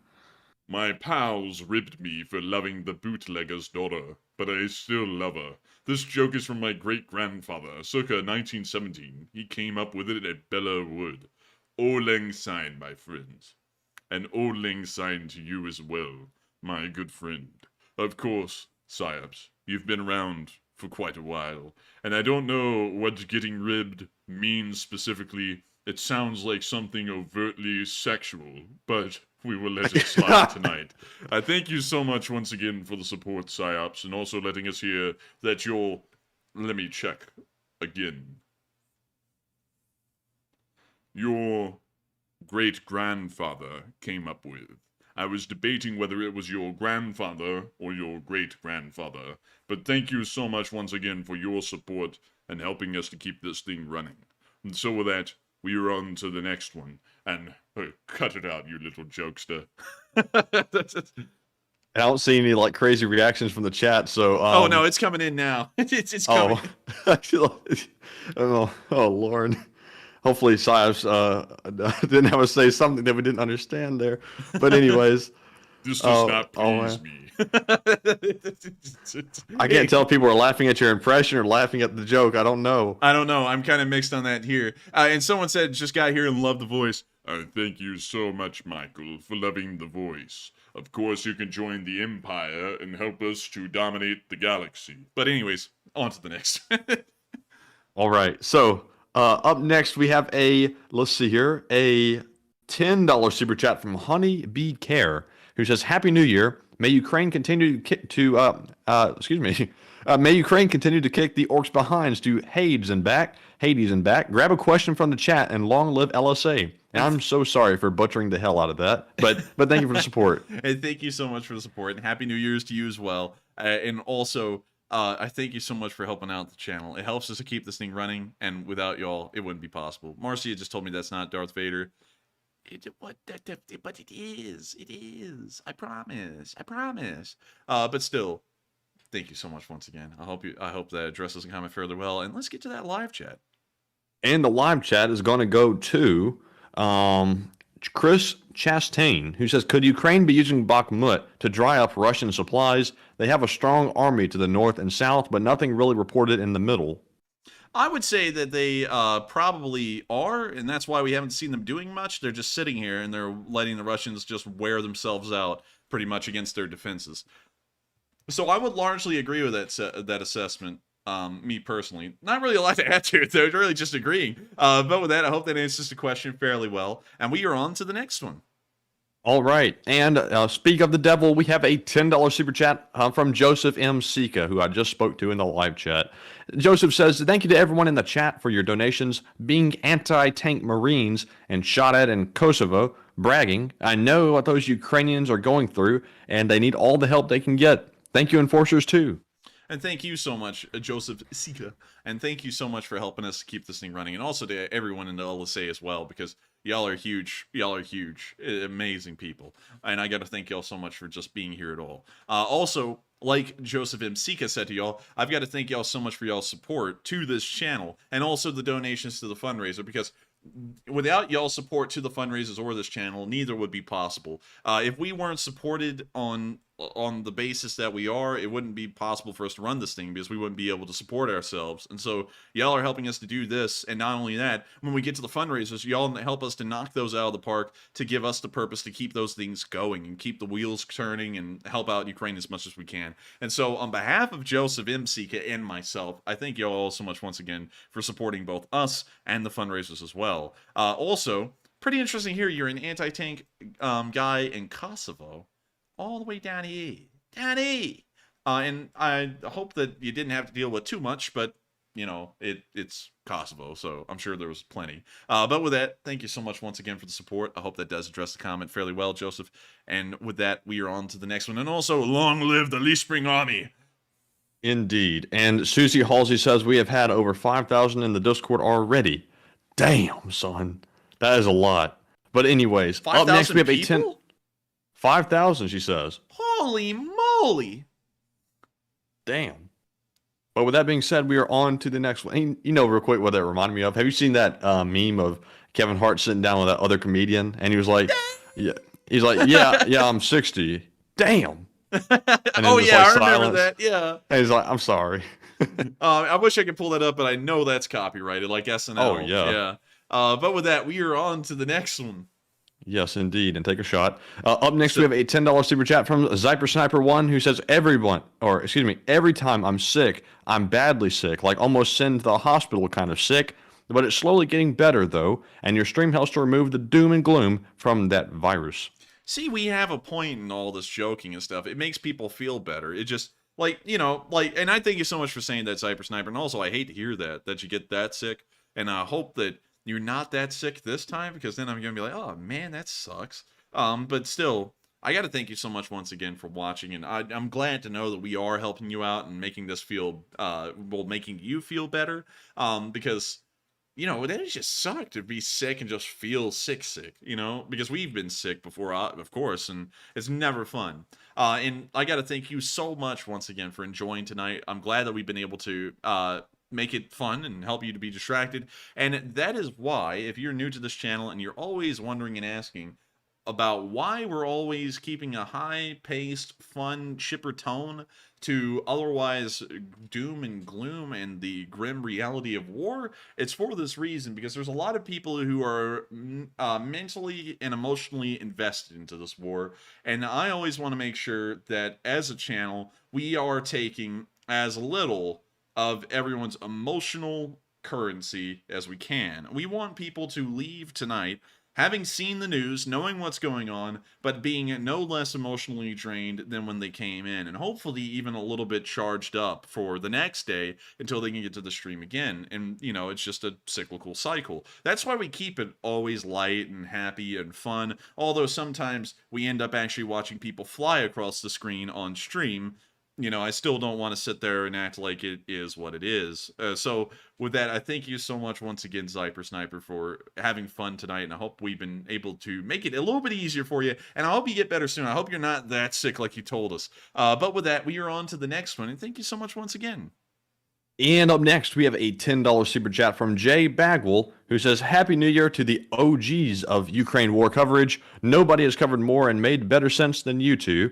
And Jay, thank you very much. That is very high praise, and it means a lot. Come on, get out of here. There's many people, Jay, that can cover this like we do. I know there's a couple out there. And a lot of y'all always come through and you're like, so-and-so does this good, and so-and-so does this good. And there's a lot of them out there. I never want to take credit from anyone and say we're the best. But I do thank you so much for believing we are the best. I mean, like, that's unbelievable. I'm never trying. Well, every once in a while I try and persuade people to think that I am right on some things. Like when I sit there, and Matthew knows what I'm talking about, when I'll sit there and say, back in the day I said this and it happened, and then I said this and it happened, and I said this and it happened, and some people are saying that I'm wrong, but it will happen because all of these things, that's like the only time I'm trying to prove I'm right on it. I'm never trying to say that we are the best channel out there, and yet y'all are always telling us that, and it just means a lot to us because we're never looking for that kind of praise. We just like people to enjoy it. We're not really like striving for people to just be like, this is the best ever, but y'all still say it, and that means a lot to me, and I gotta thank y'all so much for that.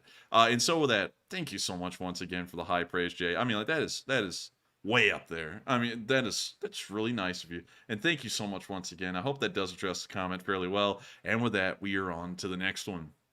All right, and our next one goes to Richard Philpott, who puts in a $10 donation and says, the shrooms made me do it. Happy New Year. And I'm not going to ask what Richard did, but we'll take your word for it, and thank you for the support. We cannot delve deeper into that because that is actually something that we could get in trouble with the YouTube community guideline-wise, but I thank you for the support, and stay safe. With that, we are on to the next one. And the next one we have is a $7 super chat from Cindy Mitchell, who says, did you all see anything where Wagner mobilized women out of the prison? I didn't see that, unfortunately. So I'm going to have to declare ignorance on that one, but I do thank you so much for the support. I hope we answered that fairly well. And with that, we are on to the next one. And Magic Gargoyle, no, you're not partaking in any of that. You stay back from that. And so with that, we are on to the next one. Can I have some? No, Oliver Twist. Anyway. Please, sir, can I have some more? Yeah, or that lead singer from that one rock group or whatever that was always on drugs, that Ozzy Osbourne. I saw a video of him yesterday saying, if anybody has drugs, could I have some? And he was like seriously asking the audience for like drugs. I was like, oh my goodness. Remember when a bat fell on stage and he remember that story of when a bat fell on stage and he thought it was a prop, so he like ripped his head off with its mouth? No, I never heard of him. He was definitely on drugs then. Yeah, he said it tasted salty, and I was like, yeah, this guy's crazy. The videos are on to the next one. All right, so our next one goes to, let's see here, it's going to be Matthew Curatolo, who says, the force will be with you, always. And thank you, Matthew, so much for your gracious support. May the force be with you, always. And so with that, we are on to the next one, and thank you so much once again for the support and helping this channel to keep on running. Darth Vader requires your support to help the Leafspring army to keep running. And so, if you support us, we can build a second Death Star, and we will build it better than before. Make the Empire great again. And so with that, we are on to the next one. I was about to mix up. I wonder if you could do that, man. You like lower the pitch of Orange Man and sit there. We are going to build the next Death Star. It is going to be huge. It's going to be greater than before, and it's going to blow the shit out of... Oh, wait, I can't. Oh, okay. Well, we're on to the next one. Whoa. But anyways, I saw everybody roasting me for saying the one singer who was on drugs in a rock group. That narrows it down a whole bunch. Right. They're all on drugs. What am I talking about? But yes, we're specifically talking about little old Ozzy. Ozzy. But anyways, up next we have a $5 super chat from ADHD Sophia, who says, there's nothing quite like starting the fresh new year with missile strikes. Love you guys from London, England. Ooh, London. London, England. That's a cool city. My mom actually loves London. Specifically, The area, I'm trying to think of where the hell she liked. I think We love London, except for when everybody decided they were going to drive in the bus lanes. we actually decided to drive around England in a car, which was fun, but also scary, and also we get racked up a ton of fines because we had no clue we were going through the bus lanes. And also they charge you for congestion over there. If there's a traffic jam or something, or you go through a specific area, you get charged for driving on the roads. Yeah, that's like in the specific city of London area because of like traffic issues. So they're trying to make you not drive there unless if you have to, so that way the traffic isn't that bad. It kind of makes sense in a way, but at the same time, if you're from outside of Britain, it's something you don't even know about, so you just drive in there and you're like, oh, what the hell? You know, it's like you're getting charged to high heaven to be in there. But anyways, London is a really cool city. Of course, England is my city, but London is my country. And I gotta think, I know that's gonna throw him for a loop. He's gonna be like, what? He's gonna be trying to refund his super chat in a second. That's a she, by the way. She's going to be trying to refund her super chat and say, man, I'm always, by the way, in case if I ever mess up with that, I'm sorry, y'all. Statistically, 90% of our viewers are male, and so usually I'm just defaulting to it's a he, not a she. So I'm sorry about that, everyone. In case if I ever get that wrong in the future. But I do thank you so much once again for the support. And from London. That is so cool. Like, London is a really neat place. Really in the center of it. I would say over here from Kensington, about from this road here, over to about the very edge of the city of London over here, and kind of Canary Wharf in a way. A really cool area. The rest of it's neat too, but it's very new. Like, you know, London exploded in the 1800s, so anything beyond that area is kind of like you're getting into like the early 1900s or just present day, so it's not really that neat historically. But the interior part of London, oh my god, you're talking about like history packed on history. Like, you know, the Tower of London is built on part, I believe, if I remember this correctly, of the old Roman wall that used to make up the city of London. And you can still kind of see that outline here on the road, literally just called London Wall. That road is where the wall was. And you can still see, I think, a part of it right here. And I'm right, yeah, there's a part of the old wall that used to go around the old city of Londinium, which is what London used to be in Roman times. Interesting. Really cool, isn't it? I mean, like, you know, it's weird to think this city has been around so long that it's Roman. It's Roman era, at least in this small area. Now that's crazy. Now that is wild. But thank you so much once again for the support and also being a Lee Spring Army member from London. By the way, if you have the ability, please go to Buckingham Palace and see if we can get an audience with the king, because that would just be cool. Or get us a BME, because I think that would be neat. Anyways, with that, we are on to the next one. And thank you once again. All right. And the next one we have is from Jerry S., who puts in a $10 donation and says, hey guys, I really want to thank you two for the months of news and entertainment. Could you please check into the resemblance between Herman Munster and Lavrov and see if there's any bloodline tie? Uh-oh. Herman Munster. Uh-oh. Oh my god, Matthew. I think you might be right. Excuse me. That's that look, that blank expression on his face. No, let's go to him. Oh. The resemblance is uncanny. Oh my goodness. Lavrov, I am your father. Yes, Bliet, we all knew that already, Bliet. Let me get my friend Kedorov in the room because Lavrov, why your face so long, buddy?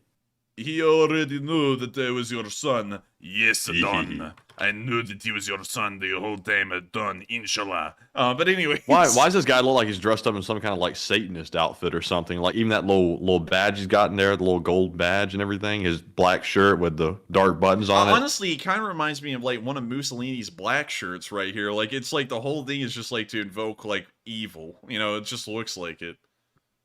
Yeah, I think that's what he's going for. Actually, I don't think it's just coincidence. There's something just really off-putting about this guy in every picture. Yeah, there's going to be something coming out. He's well, I don't know. I can't say that on YouTube, but he's got that really suspicious look about him, like with probably how he is with people, And also if you know what I mean. And he's got that rat-chewed hairline. Again, it's just a recurring thing around all of Russia. Everyone's got the chewed-up rat hairline. The barber is the rat. You go in there and you got some guy yanking around somebody's hair, talking about cut it this way, cut it that way. No, Matthew. You go into the store and you hear,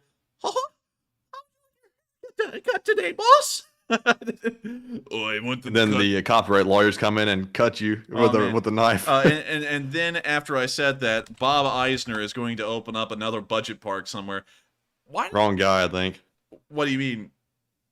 It's Eichner. No. This is the guy. This is a guy before Bob Iger that really started to screw over Disney's theme parks.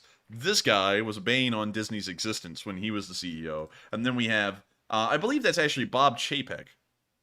Yeah, it's Bob Chapek's the one that really screwed it up. And then this is Bob Iger. And then this is Michael Eisner. Why the hell did they get CEOs with very similar names where you get it all mixed up? Also, why in the world does this guy look like he's now going to try and get into the live action of Snow White and the Seven Dwarfs? I'm going to stick an IP everywhere I can. But anyways, we are on to the next one. All right, and up next, we have a $5 super chat from Bilbo Jenkins, who says, "Hey, I'm not at home watching. I'm stuck in a snowdrift outside Tahoe, waiting for a tow or highway patrol. Happy New Year." And Bilbo, it's really good. It's really bad that you got stuck, but at the same time, it's really good that you have a cell service still, because you could be out of it. Tahoe? Are you talking about Lake Tahoe? No, he's outside of his Tahoe. Outside of his Tahoe? Oh, I thought you. No, outside of Tahoe. Yeah, Lake Tahoe or the Tahoe car? Come on, Maddie. Come on, man. A snowdrift outside of Tahoe. Okay, but where's Tahoe? Outside. Tahoe. That's Tahoe. So I'm guessing it's somewhere around here. I might be wrong. Del Boca Vista.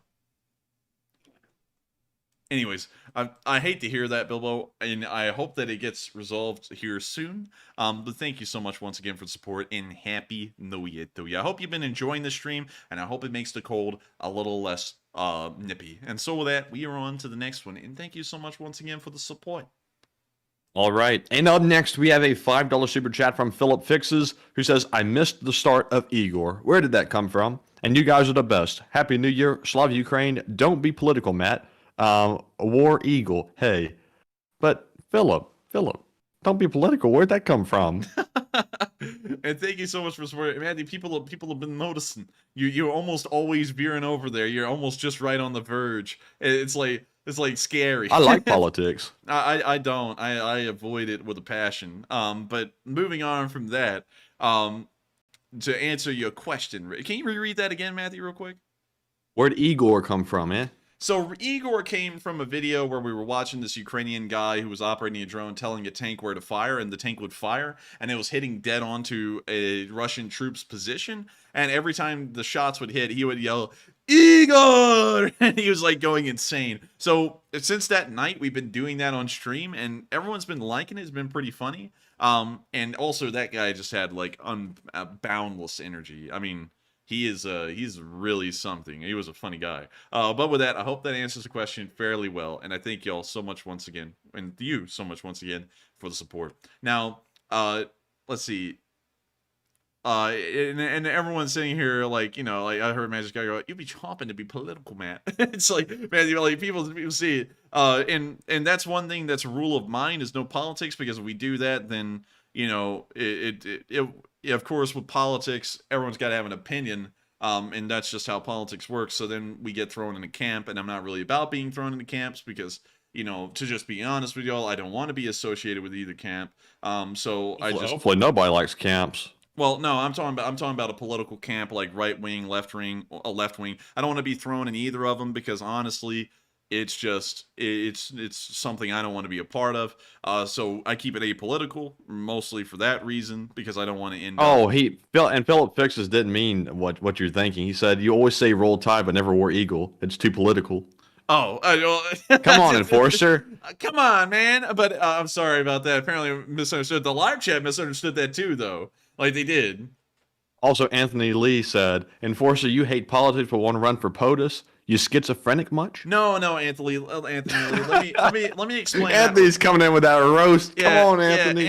Anthony just burned me. But let me explain how that kind of makes sense to me.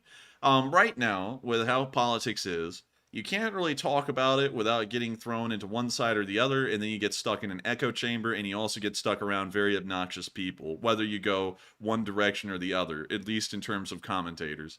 And I don't want to be associated with any of them where I have to get stuck with them.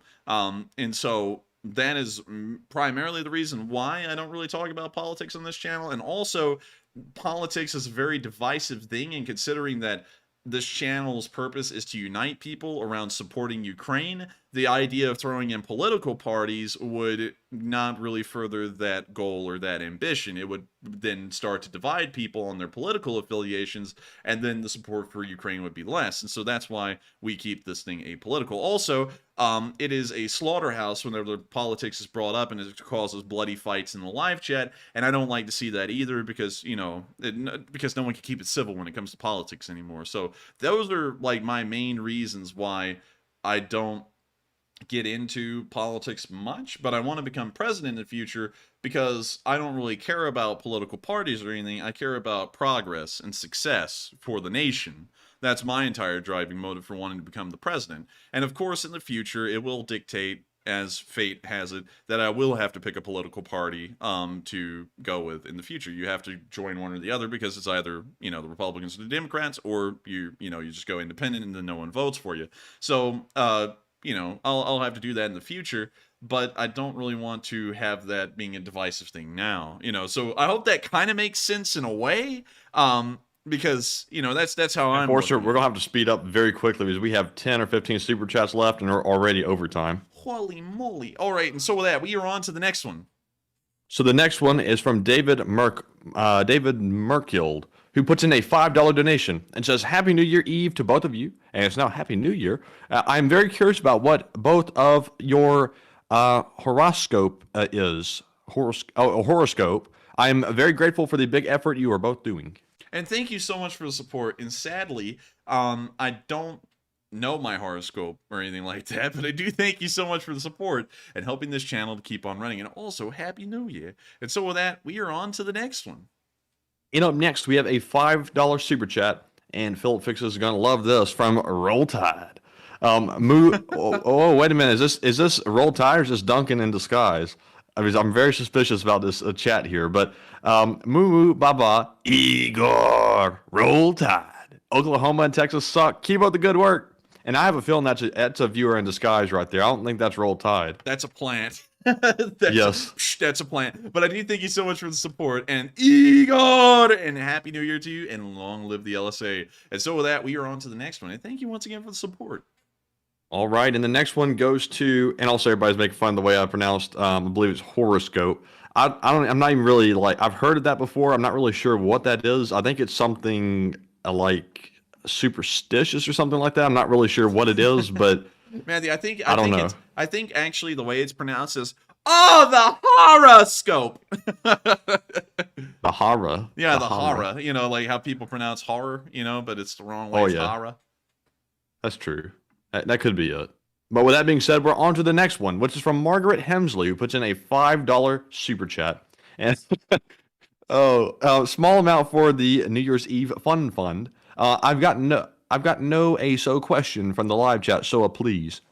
And thank you so much once again for the support and helping this channel to keep on running. It does mean a decent bit to me that people have been supporting us on New Year's, and I thank you so much for that. And also, Happy New Year's to you as well. And thank you so much for joining us to celebrate New Year's tonight. And so with that, we are on to the next one. And thank you so much once again for the support and helping us to keep this thing going.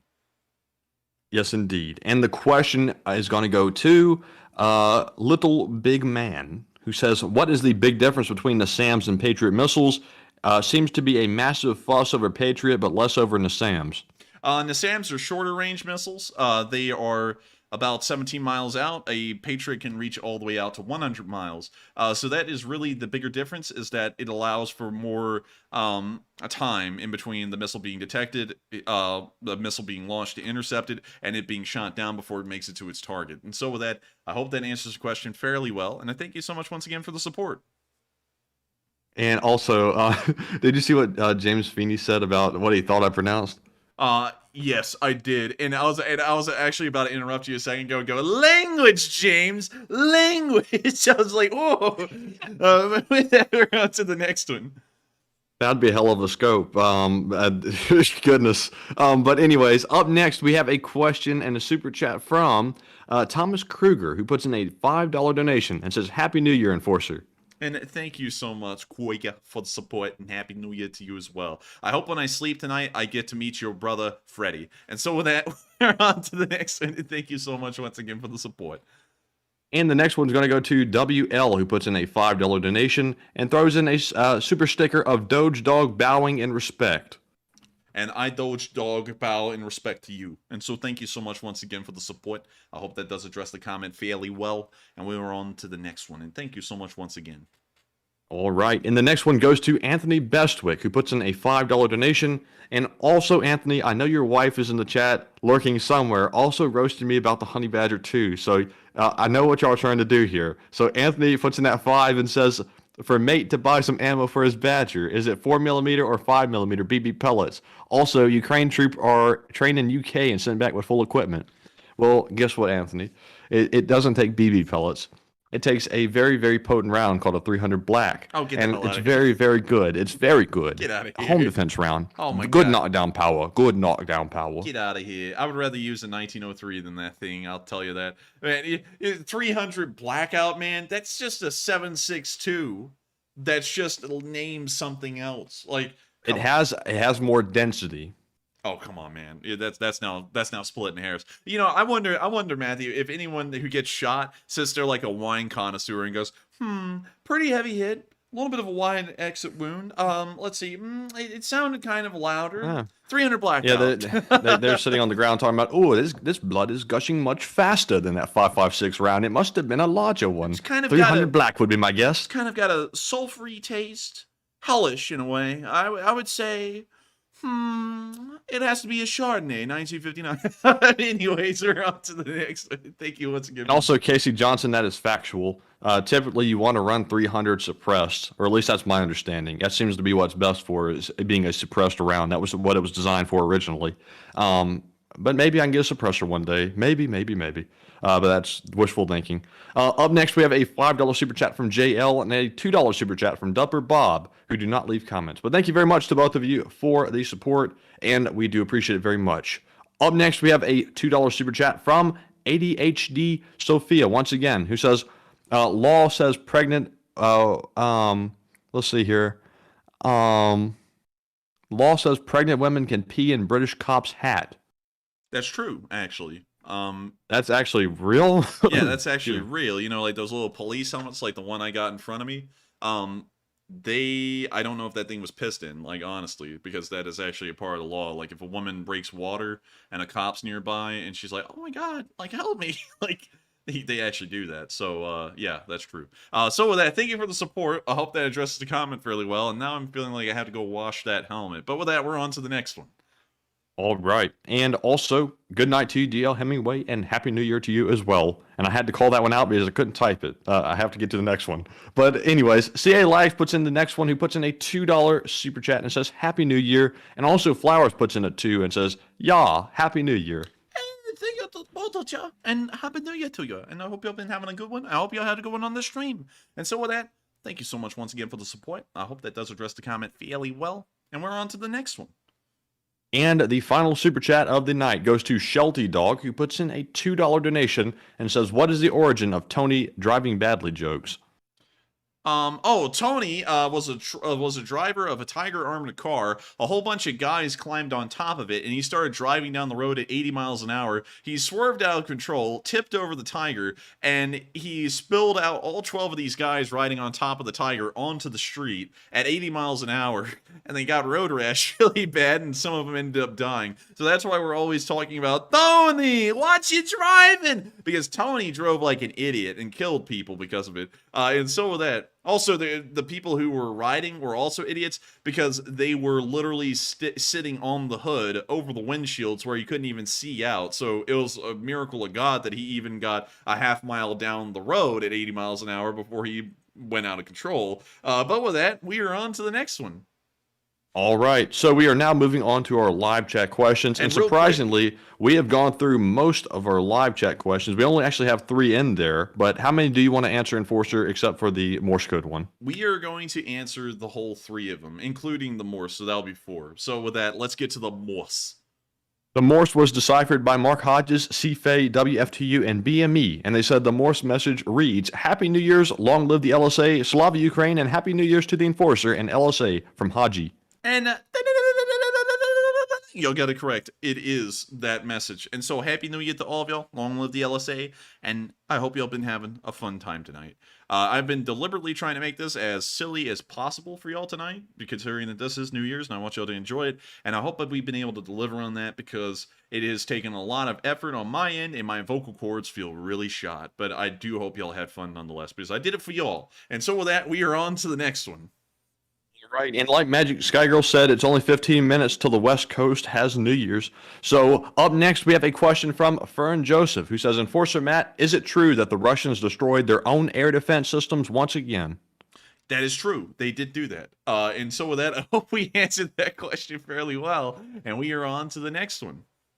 And the next one goes to Manfred Crumrich, who says, do you think that Putin will do a runner to another country, i.e. Venezuela, as rumored? My headset literally just died. 1 second. Damn, I thought somebody was coming after you or something. Ah, boy. I'm sorry. Or I thought maybe a pipe had busted again. Like a second indoor swimming pool just got installed. 1 second. For some reason it's not turning back on. 1 second. Oh, no. There we go. Can you hear me? Yes. All right, so read that one again. This one goes to Manfred Crumrich and says, do you think that Putin will do a runner to another country, i.e. Venezuela as rumored? I believe that he might try if the government collapses, but right now it doesn't look like that situation is developing quickly enough or badly enough for him to seriously consider that option right now. And so with that, I hope that answers the question fairly well, and we are on to the final question of the night. And so, who is the lucky last person to throw in the lucky last question of the night?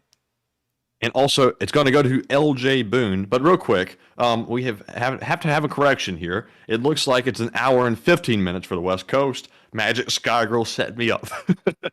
But anyways, it was an honest mistake. And Magic Skygirl can join the camp of people that can't do math very well. Welcome to the club. And you're in our club now.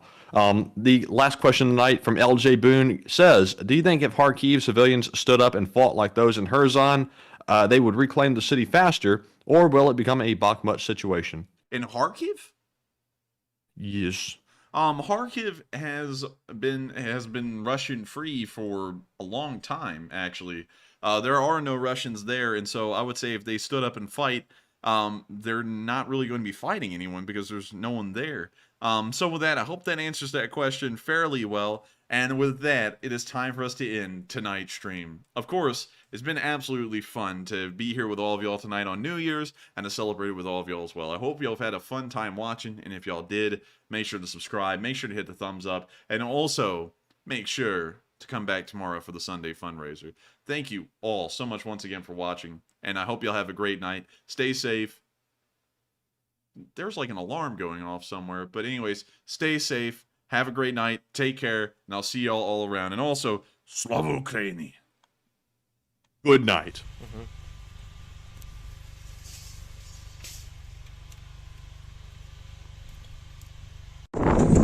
Yes. The Lviv Spring Army sends its regards.